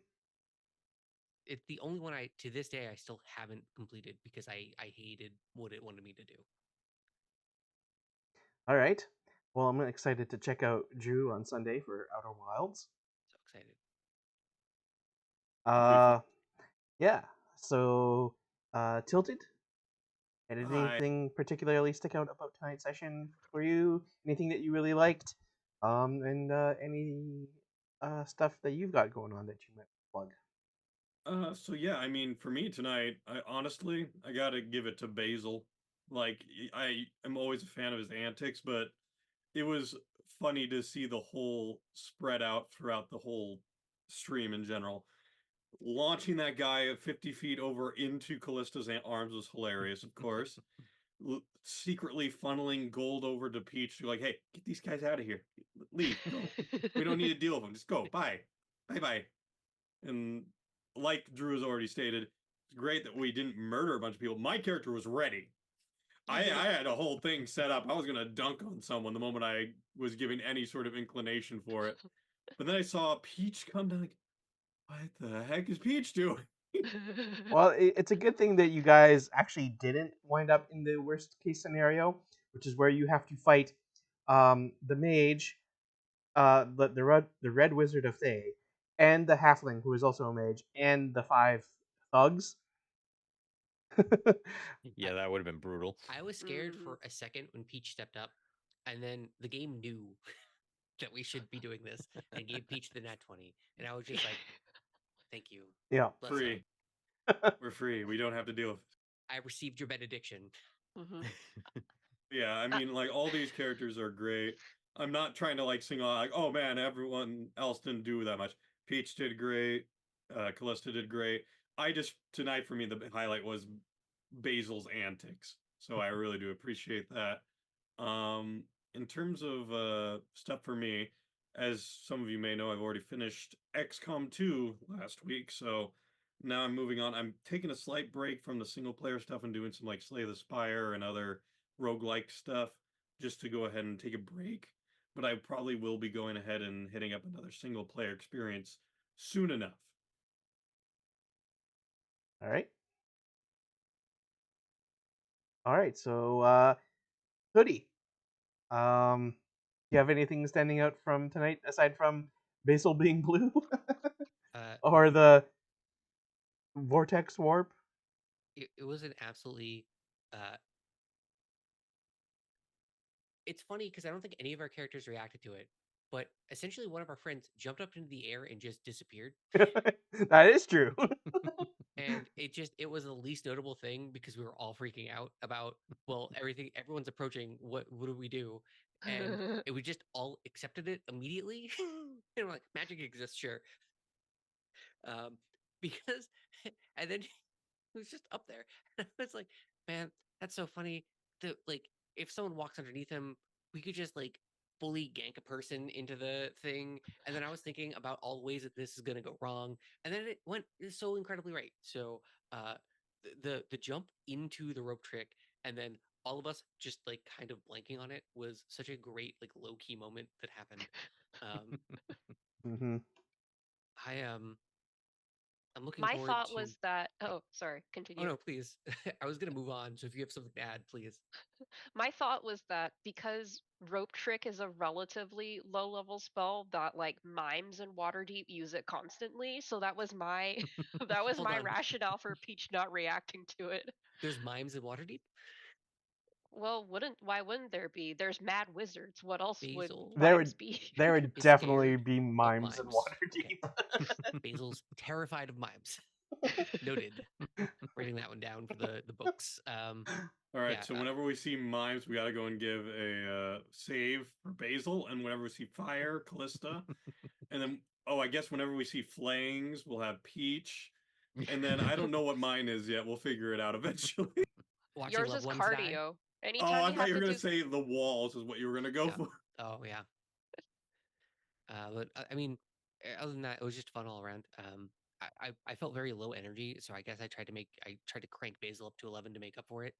So that just kind of happens. Um, what am I doing?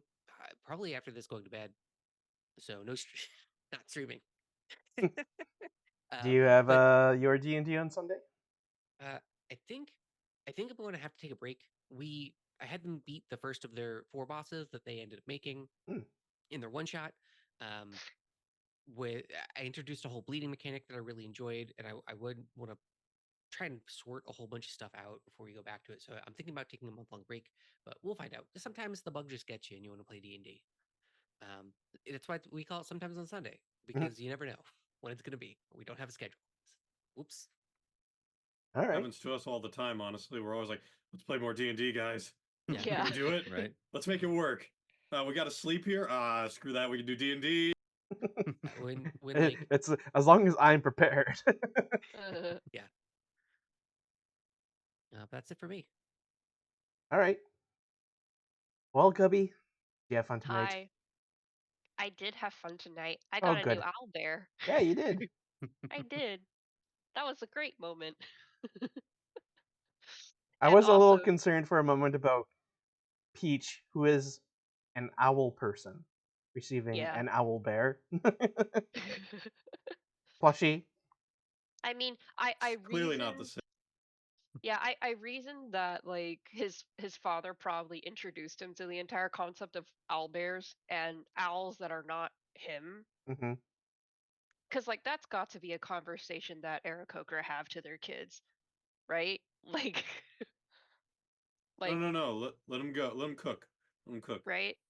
Like What if there's it's an eagle Aarakocra, and then they meet a griffin, right? Like Mm.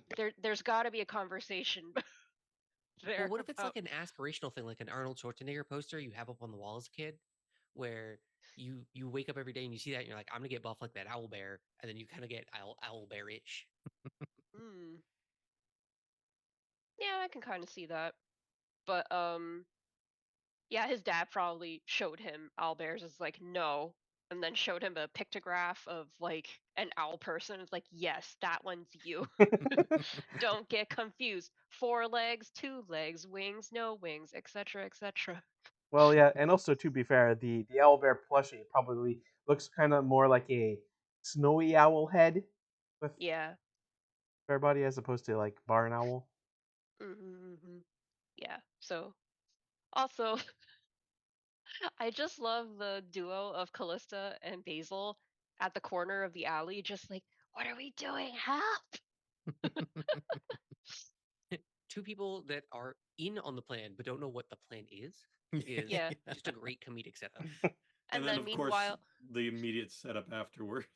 and then the person who's on the roof who knows vaguely what is happening, but you can't hear each other, so it's. It's great. Hmm. And then the funniest thing for me was the fact that the one character who had a point of exhaustion going into all of this immediately noped out into like a little safe room and then just got really cozy for most of it. And I was like, Oh, you know believe what? me, it was tense in there in my thoughts. Like, as a character, I'd be like, what the hell is going on? So in my brain, I was going, you know what? Actually, that's the safest place for that character to be because that character is nerfed right now. That character needs to be in a safe place. Yeah. And then the handoff of the bag of holding, and then Basil just watching it go by. I was like, No. I'm sorry. Hey, at least you got some of the gold. Yeah, and I got Indeed. the Yeah. war mage thing out of it, which I True. can use in some capacity. Yeah. Yeah. I mean, it's a +2 to your spell attack. That's pretty damn good. Yeah. Mhm. The problem is I have the all-purpose tool, which gives me +1 to saving throws as well as attacks. So that's kind of huge. I You mean, it's a could take matter of a if you want a more offensive or not. Yeah, that's why I'm going to make it into a gun. Crazy. you could take a leaf out of Matron Teles's book and dual wield. Oh, So yeah. you have Wand of the War Mage in one hand and the multi-purpose tool in the other. Well, you bet. So the multi-purpose tool is my crossbow, and then I'm going to make a second glass gun. Actually, it would be a third glass gun because I have Wand of Secrets as a glass gun now too. Oh boy. It's Should gonna be never great. have let you turn that wand of magic missile into a gun. I mean, it's not like it's doing. It just looks cool. I mean, that's it. I know. Yeah, it's not But now, functionally doing anything. It's but now I want to Oh collect man, all the wands. Shadowed, if we get to my third character at some point, you're gonna like, why are you doing this to me? all right. And then for me, I definitely had a good time. I mean, I enjoyed everything. I don't know Excellent. if trying to think if there's anything in particular that really stood out for me. I thought you were gonna say because you said how much you enjoyed everything. I was like, is he about to say if he's trying to find something that he hated? It's like, wow, that's a weird call. No, I guess Oh. I really liked seeing Peach get the natural 20 on convincing the Red Wizard to just go away. So good.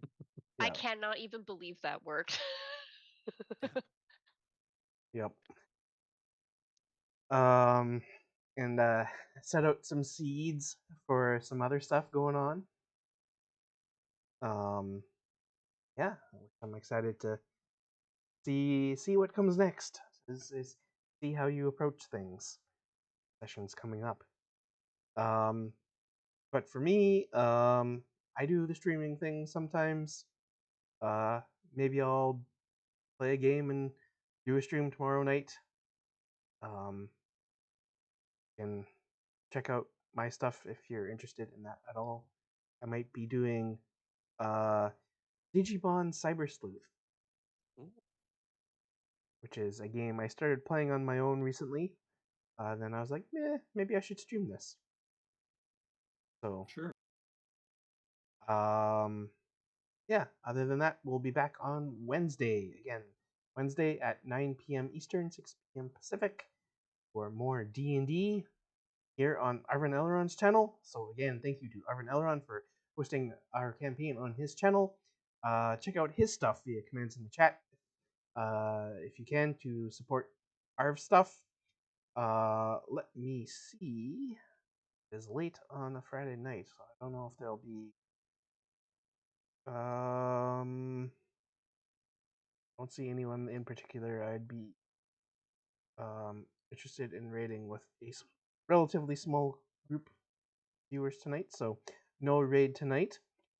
So hope to see everybody again. And that is it for us. Have a good night, everyone. Long. Bye.